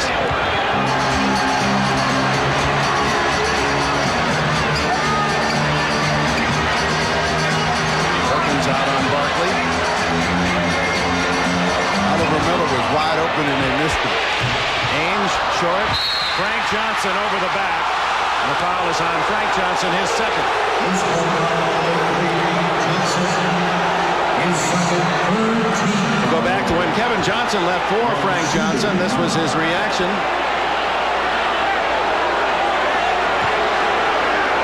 Well, it's good right now. He wants to stay in there while it's good. He had something to do with it, so it's understandable. This is the biggest game of his career, and he wants to make sure that he does something good. Barrows. Dana Barros, the best three-point shooter, although he didn't get them as many from outside the arc as Perkins this year. That's why he's in there. They need some quick points. Eddie Johnson, Barros, Perkins, Kemp, and McMillan on the floor for Seattle. The defensive energy of the Sonics has been broken by the lack of offensive efficiency. They pick up a foul against Sam Perkins. You saw Barkley raise two fingers. He knows the foul count on everybody. That shows you the awareness of Barkley, and that's what you should be thinking as a player. Who the opponent is, what kind of personal foul damage he has, and how to attack him. Right now, the Suns are going to make a living at the free throw line if they don't get more pressure on the basketball because the inside players are getting too good a position. You know, Barkley is a very, very bright man. Evidence the other day, someone asked him to read a piece of material that involved strange names, and already took one look at the copy, about 20 seconds, and rattled it off as if he'd memorized it for a month. I mean, just boom, like that. Wish we were that good. Well, we just have to do as many commercials as Charles. No, I guess that he's had some training, and he's draining the free throws. Now 8 for 10 and 26 points. The half court has always been frustrating for the Sonics, and right now they don't really have an idea how to score. It goes off. Barkley, who tried to influence it now, gives a big smile. There's a bad pass by Barrows. Tough chance for Eddie Johnson. 8 on the shot clock. Oh, it goes off Marley and John. Well, that's one of the old tricks. We're talking about the Globetrotters. Threw it off Marley's back, recovered, and hit the 15-footer. They always say never turn your back to the passer, and Eddie Johnson took advantage of that.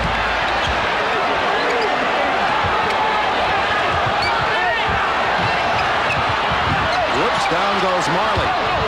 5 on the shot clock. Turnover. Miller trying to hit Barkley, and Charles said, just cool it now. Hey, nothing too hurried. That was the best defensive stand the Sonics have had so far. Now they need to come back with a hoop. 6 minutes to go in the third. Perkins for 3. Marley rebounds. And a foul on Eddie Johnson. Eddie saying, let me play. Third on him. The Sonics are trying to cut into the deficit real quick, and they're trying to get that three-point field goal. There are 2-point shots out there for them, and if they take them, and again, one of the problems is you get momentum going your way, as the Phoenix Suns have. You get all of the calls. That was a touch call, and Eddie Johnson sees Dan Marley rewarded for it. Marley's 7th point.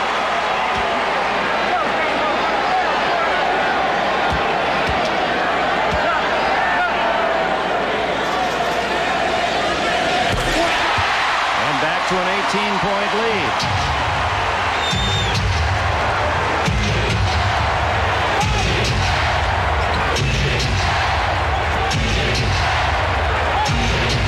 Barkley will not let Sean Kemp catch the ball. Ainge is harassing. They finally get it into Kemp. And Marley took it away from Kemp. And finally, Johnson, and he's hammered by Oliver Miller. 3 seconds on the shot clock. His third. This is a tough angle to try to enter and lob over the top of Barkley. Kemp is asking for it, but they don't have a good angle. They finally get it in. The weak side help, and Marley and Miller come, and Eddie Johnson, he got bailed out as he just picked that ball up and threw it in the air and got fouled. Johnson with 12 points today. 16 points. The advantage for Phoenix with the ball, and 5:35 left in the third quarter. And still, the Sonics have a chance to get back in this game, but they're going to have to make the Suns a perimeter team at this point for the next 5 minutes. They've got to see this team work against the clock and shoot the ball over the top. Barkley wanted it. Comes out to Barros.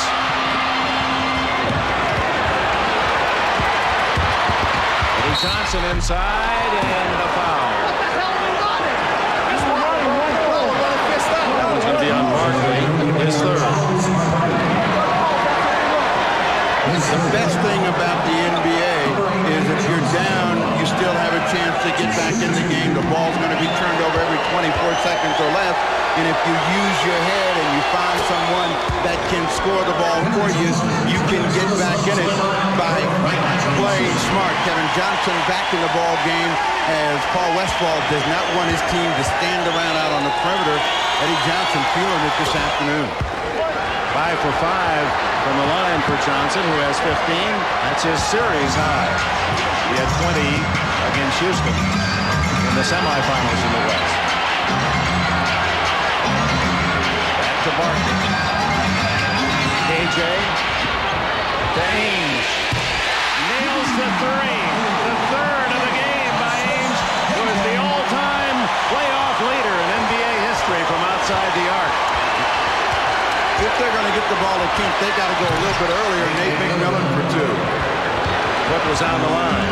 4:35 to go in the third.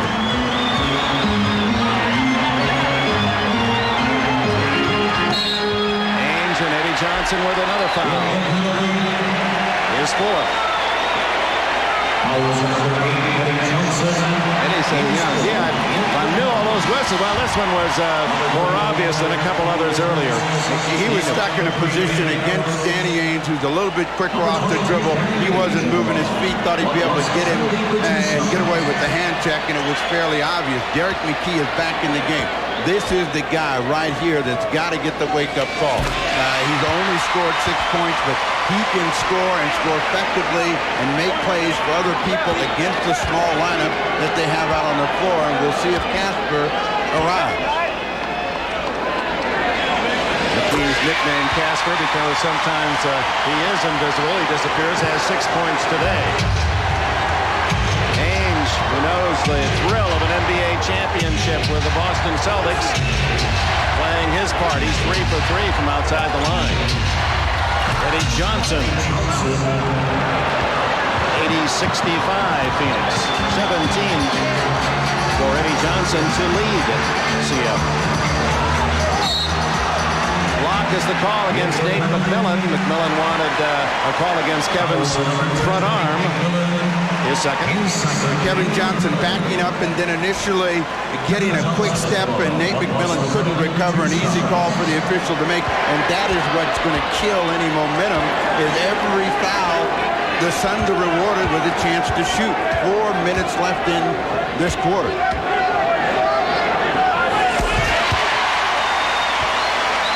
Johnson adds another point, and the count in that free throw column for Phoenix is going to be most significant today.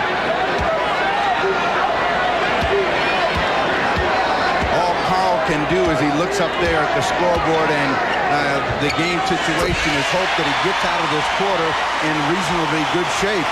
Phoenix 36 out of 41 from the line today. Seattle, half as many free throws made. A miss by McKee.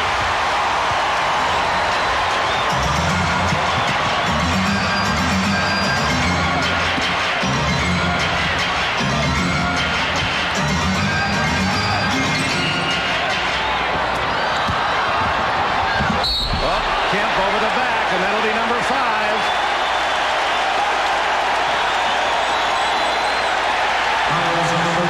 John Kemp has to learn when the defense has a player under control. He makes a good tip.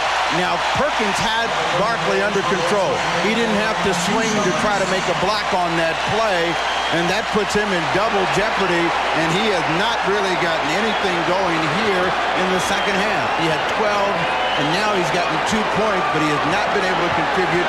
Carl is going to have to take him down in hopes of getting something from him in the fourth and final period.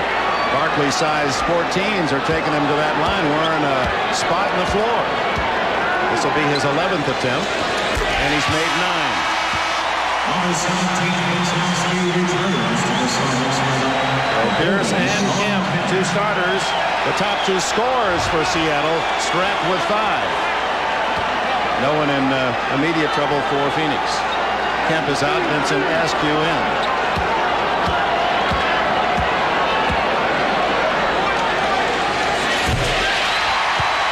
Phoenix taking full advantage at the line.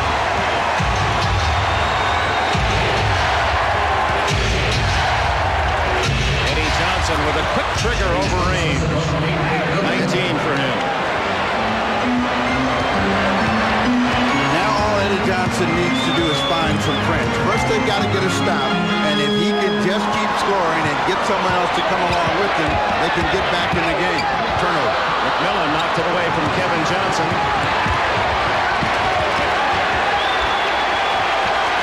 Eddie Johnson is begging for the ball. They forgot that his hands are red hot. They get a jump ball. Perkins tried to call time, but didn't have sole possession. A jump ball call.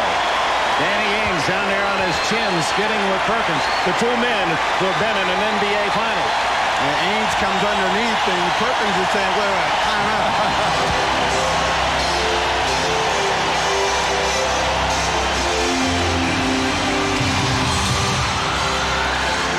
Ainge over to towel off. George Karl, every tick of that block against Seattle. 17-point deficit. The Suns will try to gamble, but they don't want the ball to go ahead, so they see it tip back to McMillan. Perkins for 3, and a big 3 for Sam, who has 16 in the game. 84-70.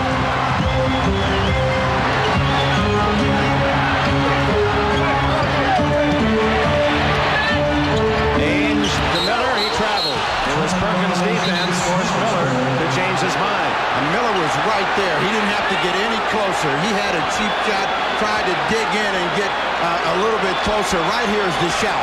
Now he traveled right there. That's the mistake. That's what the Sonics are looking for. A few mistakes, and now they got to come back to Eddie Johnson. Well, Phoenix hasn't made many. That's only the 8th turnover.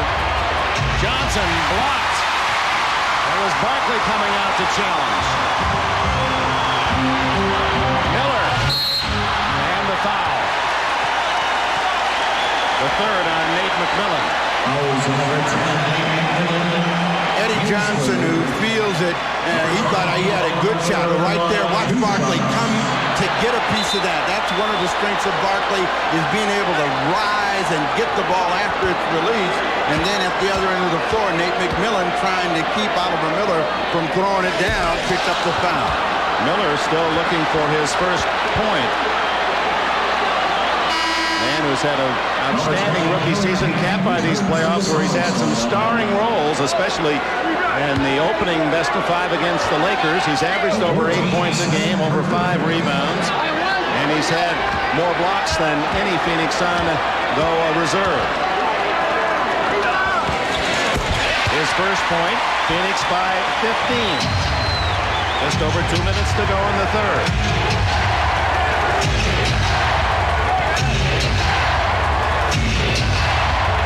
This is the guy, and he feels like he can score every time he gets it. And he is. Eddie Johnson with 21. His top playoff game against Phoenix. 8 for 11 shooting for the 12-year veteran Johnson, who makes his home here in Phoenix.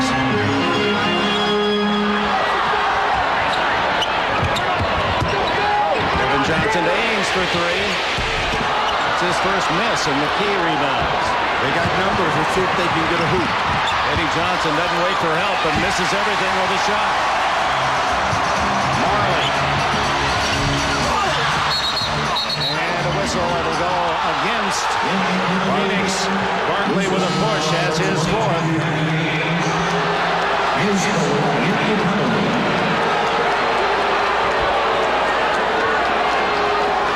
George Karl wanted something and finally did get something. So out of that, and it looked like Barkley was the guy that pulled down Eddie Johnson. They give the foul to Danny Ainge. Well, Ainge with 4. And, of course, Ames will gladly accept that because that keeps Barkley out of trouble. One of those neighborhood fouls that you see at this stage of a game. You'll see the block right there. I don't know how did Danny Ames get that call, but fortunately he picked it up. Barkley was the guy. Eddie Johnson with 2 more. He has got 14 in the quarter. And he's pulled Seattle within 11. So by the end of the quarter, if they can be in single, that's another foul against Seattle. McMillan for blocking. Hard to say that I'm sure in George Karl's mind, if he get in the fourth quarter down by only a single-digit deficit, that's all he wants. I think he would even settle for being as close as 12 at this point because they have not been able to really get an offensive rhythm. The free throw line has been their enemy, and you count the number of free throw attempts that the Phoenix Suns have had and made. It's been a huge advantage here in the third quarter. This has been the only run of the second half for Seattle, 9-1 prior to that free throw. Kevin Johnson now with 16 points, 12 of those from right where he's standing. And they've been in the penalty since about the 8-minute mark. Well, Phoenix taking full advantage, shooting free throws extraordinarily well, and they've had plenty of chances. Looking for Eddie Johnson. He wants it. He's got it. What a third quarter for Johnson now with 25, 16 in the period. He's providing that perimeter shooting that Ricky Pierce had given him in all the other games, and Eddie hadn't. He finally is plugged in, and he's in the zone like Dan Marley was in Game 5. They run 3-minute Barkley, so 2 Suns were open, one of them Marley, and Frank Johnson from the side is short. Nate McMillan. And in the final minute of the third, Seattle indeed has a chance to carve it down to a 9-point deficit. And it's Johnson with a hanger. Oh, my. What a period for the veteran. Eddie with 18 in the quarter. 9-point lead, Phoenix. Marley for 3. Oh, that's a big one. Marley, just when Seattle's starting to feel it, Marley drives home his first tray of the game.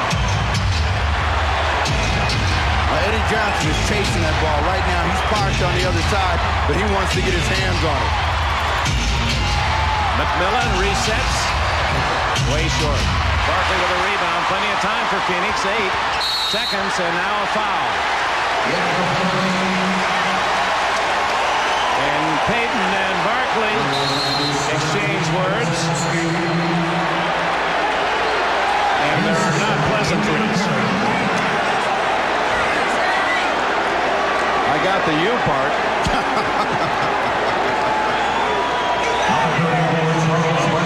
Barkley is telling him, you fouled me. And plus he's telling him you're too little to come over and talk on my shoulder. Well, there is that as well, isn't there? Well, Barkley back at the free throw line looking for 29 or 30. Remember when Tom Hammond told us that George Karl wanted his team to play smart. And as they got that surge, they allowed Marley to be open. He knocks down a 3. Then they miss a shot, wrong guy shooting, and they compound it by fouling Barkley, who has scored very, very well at the line this afternoon. He had made 10 straight prior to that miss. He's 10 for 13 in the game. Sonics have a chance to get one more shot up quickly.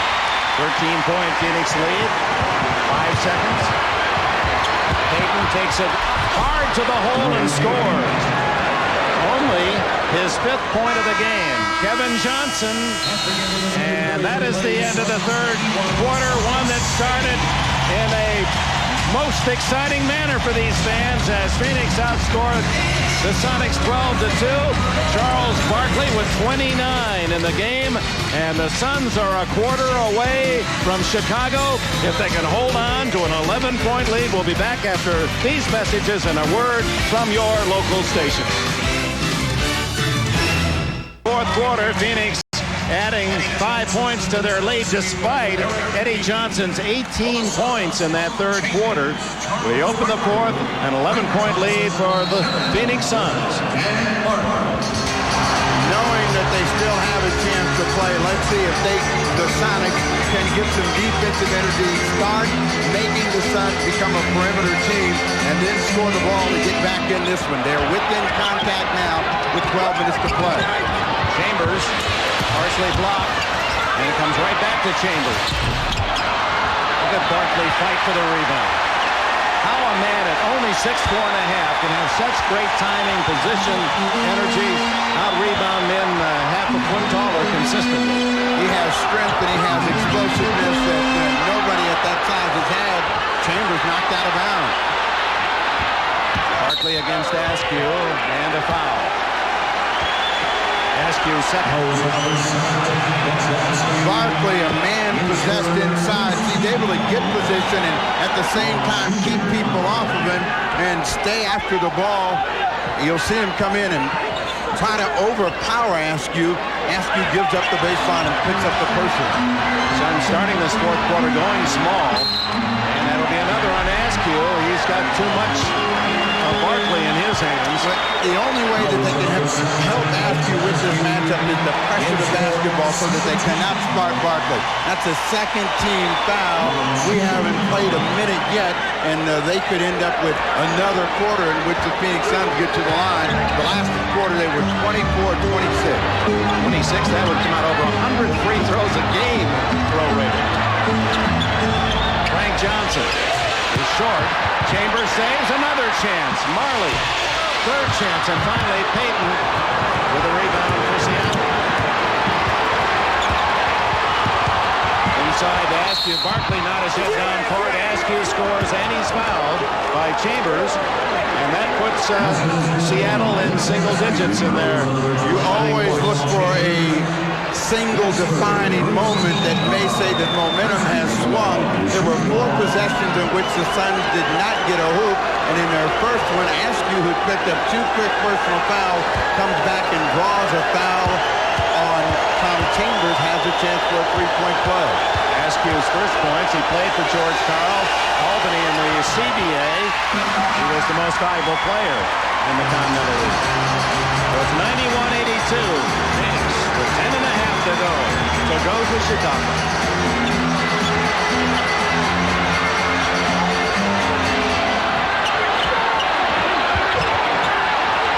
Marley with 5.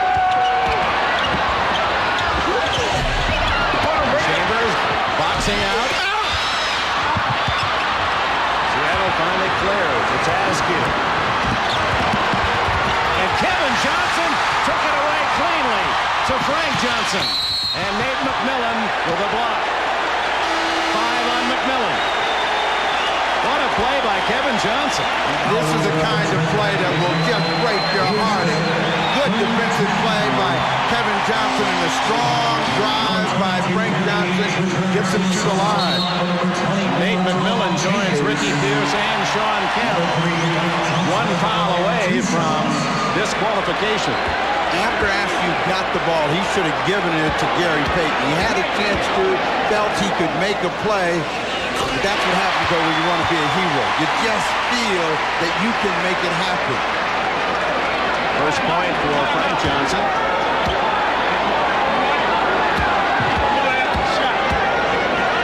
His big game was up in Seattle in Game 3 when he scored 10 points in the second half to spark the Suns win. Time out Seattle.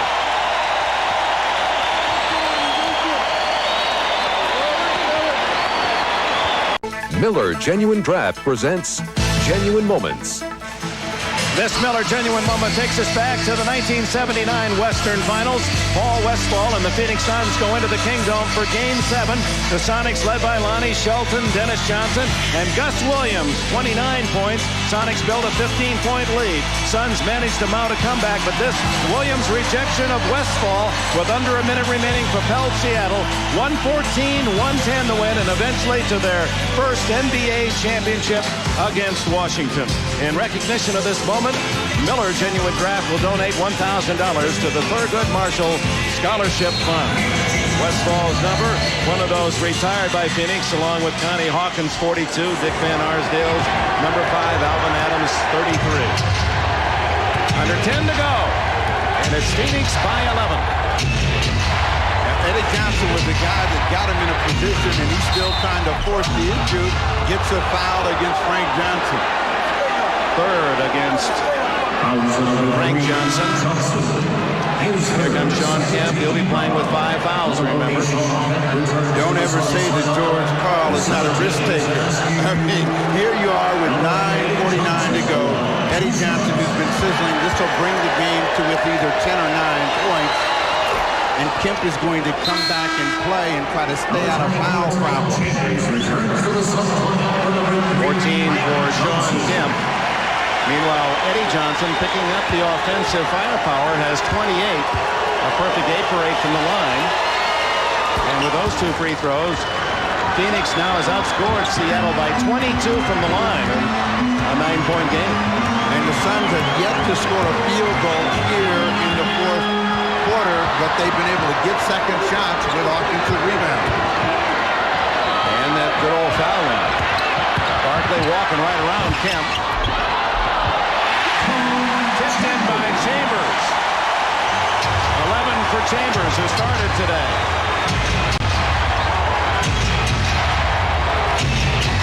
John Kemp, rebound Barkley. Barkley with 16 boards.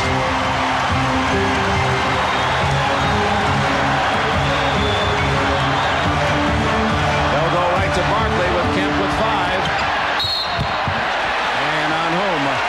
It'll be on Derek McKee, but this is not smart basketball on the part of George Karl. You can't put Kemp on Charles Barkley at this stage knowing you're trying to keep him in the game, and Barkley is the most dominant offensive player out there. They come back with Tom Chambers with a tip after that miss, and then they come back with a post-up. McKee has to come over to give help, and again, we're looking at a possible penalty situation for the Sonics on the next foul. They went in at about 8:50 the last time. It's 9 minutes here in the fourth. You can't catch up if you're going to give up cheap shots. Sam Perkins returns for the Sonics. Nate McMillan out. And the guess is that Perkins might go on Barkley. You might go on Barkley, but anybody but Sean Kemp. Barkley nails 2 more free throws. He's 13 for 16 and 31 points.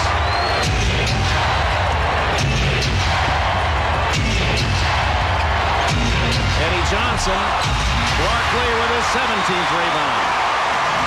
And he didn't have height enough to finish after he split that double team.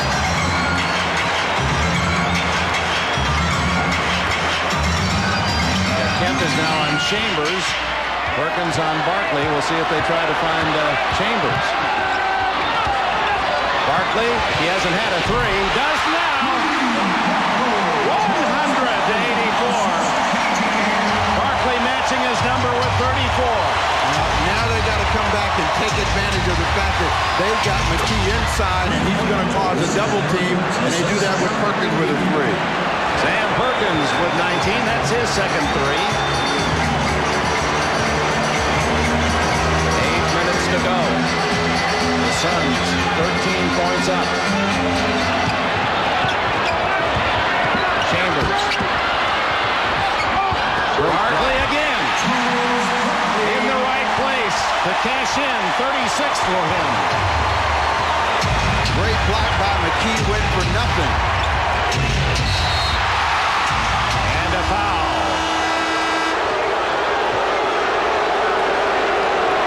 Charles Barkley missed the first quarter, but he has shown up since then. And here in the fourth quarter, again, he's putting his footprint on it as he hits the three-pointer. Now watch him slide in underneath. The block by McKee. Barkley able to hold his position, put it in with the left hand. Foul was on Marley. His second. McKee to Pierce. 102. At 104.87. Now they just corrected the score. They corrected 102.89.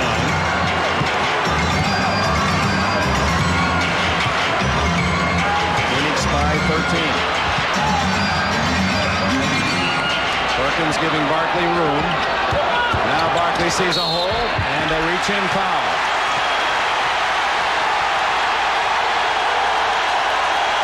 1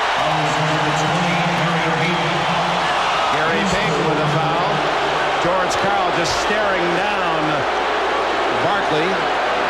Gave a little extra histrionics. The problem, Barkley is now looking to drive the ball to the hoop, and Perkins gave him a lane, and no one closed it. He was in too deep. And again, it had been Barkley taking over just when it looked like the Suns were going to struggle. They couldn't get a hoop. And then Barkley found a way to get some scoring. He's got the crowd back in it, and the Sonics are on their heel. Penalty situation, 7:07 left. Barkley closing in on his 43 in Game 5. That was his playoff high. Now with 38, 15 of those points from the foul line.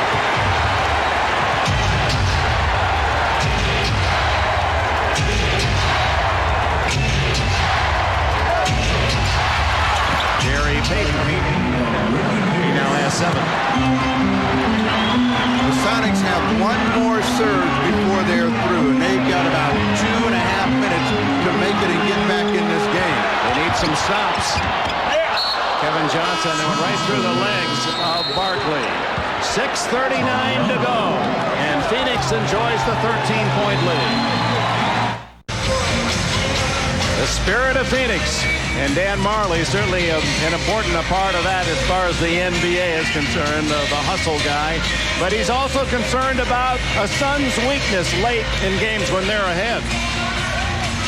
I think when we get up by 10 or 12 points, we tend to let teams back in the ball game. And I think that's something we really have to work on. We don't have that killer instinct. We don't put teams away. And I think that has a lot to do with the criticism that we're a soft team and we can't put teams away. So we just need to work on that a little bit. And when we get teams down, we tend to relax, and we can't do that. We need to go after them. Well, the Seattle Supersonics hope that pattern holds. They've got 6 minutes, 39 seconds to catch up, down by 13. Pierce on the block. Ainge with a foul. The first Sun with 5. If you're Paul Westphal, you want to see that clock run. Yeah, they can score, but if the clock continues to move, that becomes the enemy. Ricky Pierce got a quick position, only 2 seconds. Now he has a chance to score from the line. Pierce with only 5 points today.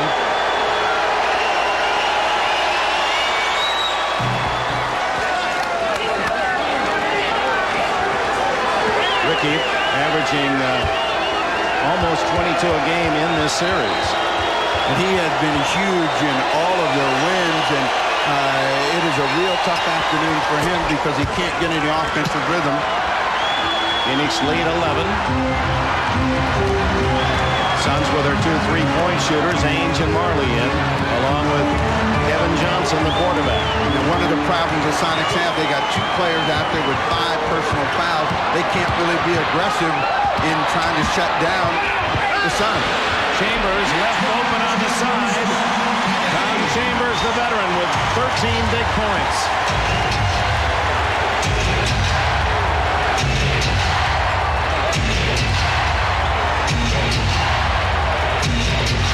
Sean Kemp way outside as Barkley challenges and then goes to collect the rebound. Number 19.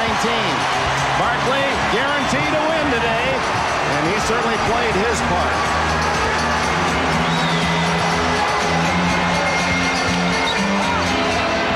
Good ball movement. It's Ainge for the 3. And Barkley, amongst a sea of green, able to come up with a rebound. How does he do it? 20 rebounds, 38 points for Barkley.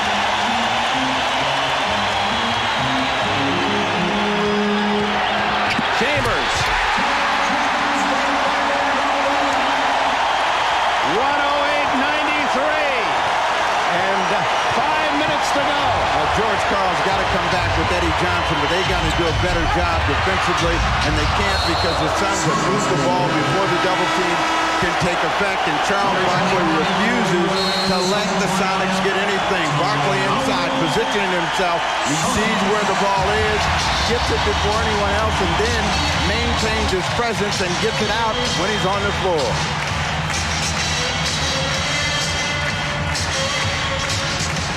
And then you see Tom Chambers, after they have moved the ball and meet the double team, he has a crowd excited, and they feel that they are right there ready for Chicago. Charles Barkley, another monster game, and the rookie Oliver Miller. Barkley's tutored him all season long, and Miller with his own adoration. John Kemp had a good first half, but he scored only 2 points, no rebounds in the second half, strapped with fouls. And Barkley has been on, couldn't call it cruise control because he's breaking the speed limit the way he tears around. Oh, he's had his foot on the pedal, and he has dominated this ball game. And the Sonics just have not been able to way to contain Charles Barkley. That window of opportunity in 6:45 just blew away, and they are going to have to fight and claw. And you can see whenever you're giving ground defensively, they're just not getting it done. Barkley leading Phoenix in that front court firepower. Plus 25. 3 on the shot clock. Kevin has to force up a shot, and it doesn't hit the rim, so the buzzer. 24-second violation, but Paul Westphal said that's okay. You're going to miss one, use all 24. And now, Loose ball foul on number 8, Eddie Johnson. foul on Eddie Johnson, his 5th, after the buzzer. Johnson, who has been unhappy with the officiating, but at the same time providing Seattle with its top scoring, as his 5th. Well, you talked about the officiating, and home court advantage really translates to that influence. I mean, we're all human. We all hear the cheers, and usually the home court does get the advantage there. And what happens in this ball game, in trying to keep the game under control, officials have a tendency to call touch fouls, and that's what happened to the Sonics. The Sonics also compounded it by getting into the penalty way too early. You can't let a good free-throwing team and a team that's primarily an offensive juggernaut get cheap points, and that's what they allowed to happen. 4 men for Seattle now with 5, but this free throw by Chambers will extend now an all-time record for free throws by the Suns. This is his 57th, and if he makes it, 50 free throws made. Those are franchise records. 25 years, no Phoenix team has ever been to the line more or made more free throws. Most of those have come here in the second half. Kemp inside to jam. 16 for Sean. Time running out on what has been a marvelous season for the Seattle Supersonics, reaching the NBA Final Four. Well, they got 19,000 coaches here in America West Arena that are saying, take your time, don't shoot it early. And Kevin Johnson said, I can make that. And does. He has 19. Kemp passes up the shot as he rides down, and the call's against Chambers, his 4th.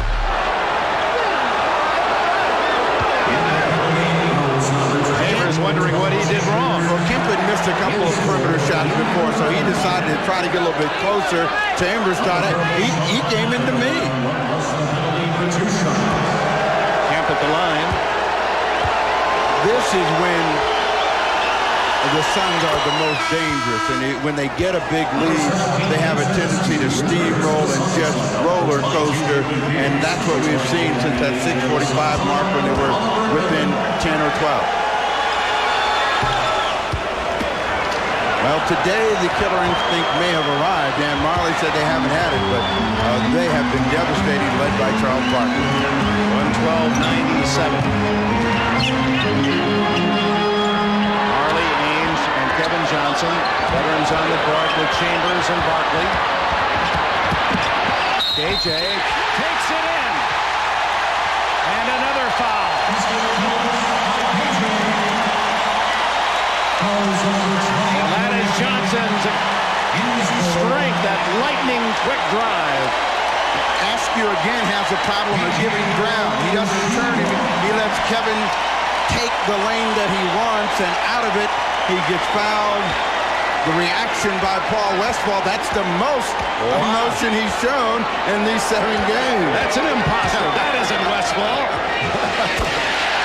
Well, that almost is a signal with 3.5 minutes to go, and the Suns now by 18, that Westphal can actually sit back and perhaps enjoy. Askew tipped in by Sean Kemp and a foul. The basket is good. The foul, I believe, was on Kevin Johnson against Gary Payton. Askew trying to squeeze this off, and you can see Payton trying to pull him down, and Kevin Johnson trying to hold his balance, fighting back. Inside Askew, and underneath, Kemp will make a beautiful tip, and in that right-hand corner is the contact between the two guards. Now the real question over there on that Suns bench is, will Richard Dumas get out of the doghouse? You got 3:20 to go. You're up 15, Paul. Dumas has not played after starting 4 games of this series. And that's with Cedric Ceballos out for the rest of the year.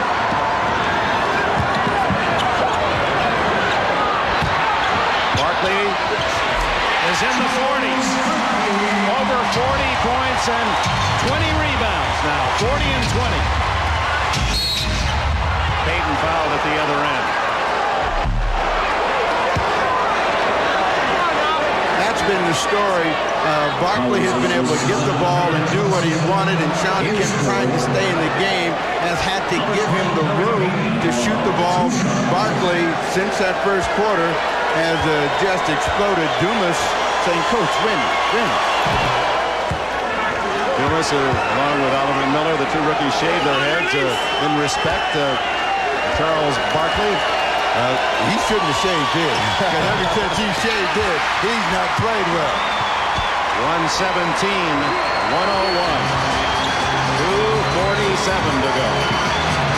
Phoenix with the best record in the NBA. As they close out Seattle, will host Chicago Wednesday night, game 1 of the finals. Chambers. Barkley doesn't get that rebound, then takes it away from McMillan and draws another foul. Oh my! That is why this man is the league's MVP.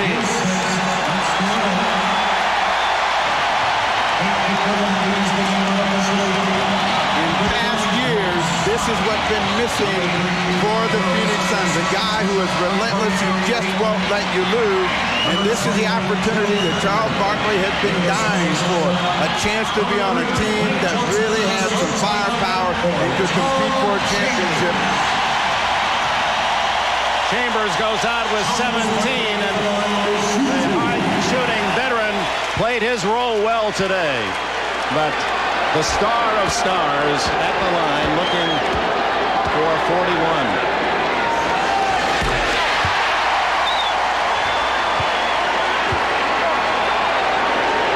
Just 2 less now than his all-time playoff high scored in Game 5.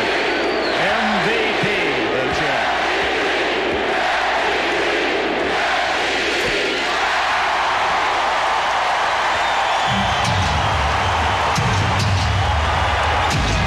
Danny Ainge takes it away from Johnson.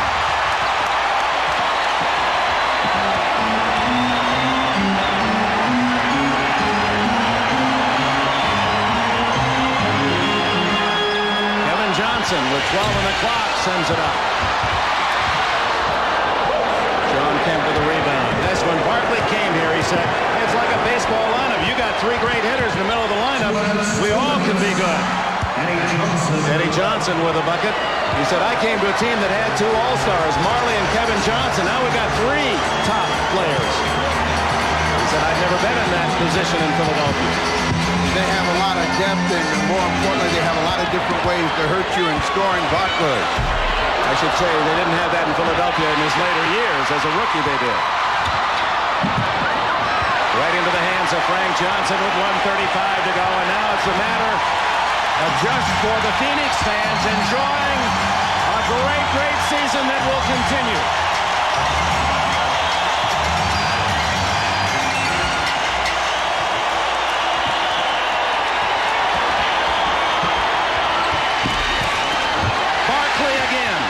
Barkley again, foul on Kemp, and the symbolically, Kemp fouls out, and Barkley goes to score more.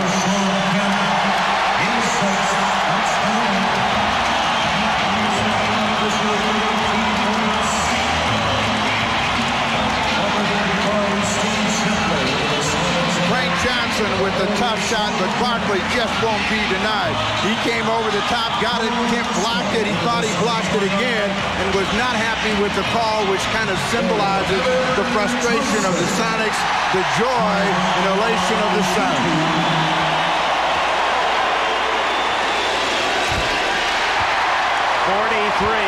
That ties his Game 5 output, his all-time playoff high. And perhaps, if he makes this one, it'll be his best scoring game, maybe his best ever playoff game when the Suns needed it most. The man has done it.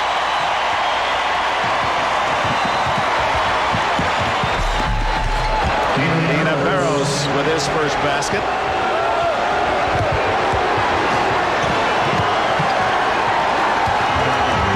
A countdown in the final minute now for the Suns. Getting his first playing time today.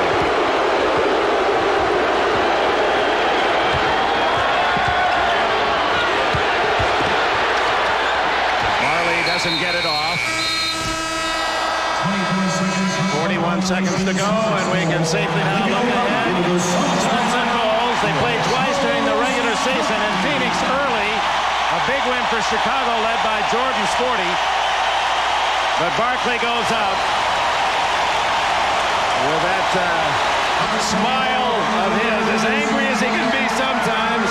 He can light up the city with that smile. 44 points, 24 rebounds for Charles Barkley.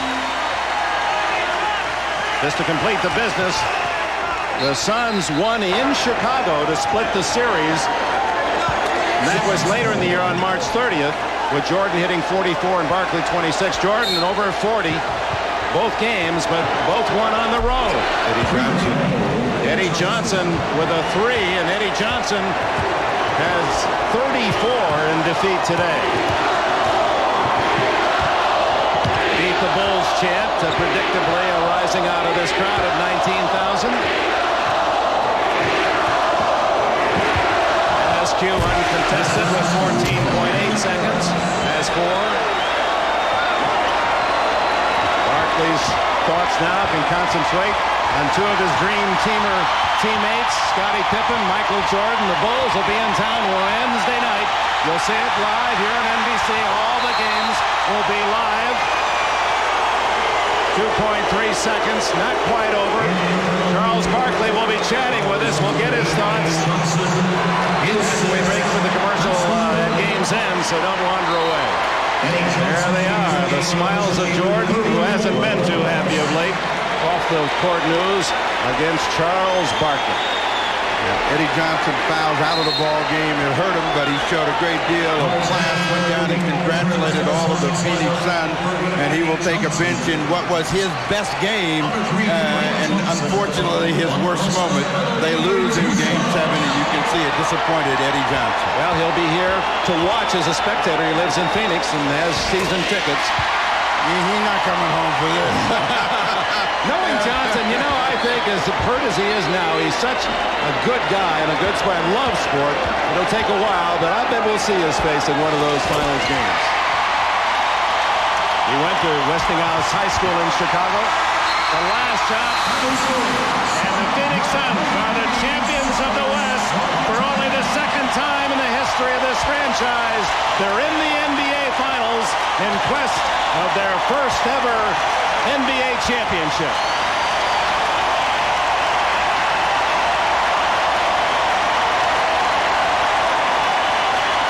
And they go to the championship round against the Bulls on the backs of the most valuable player in professional basketball this year.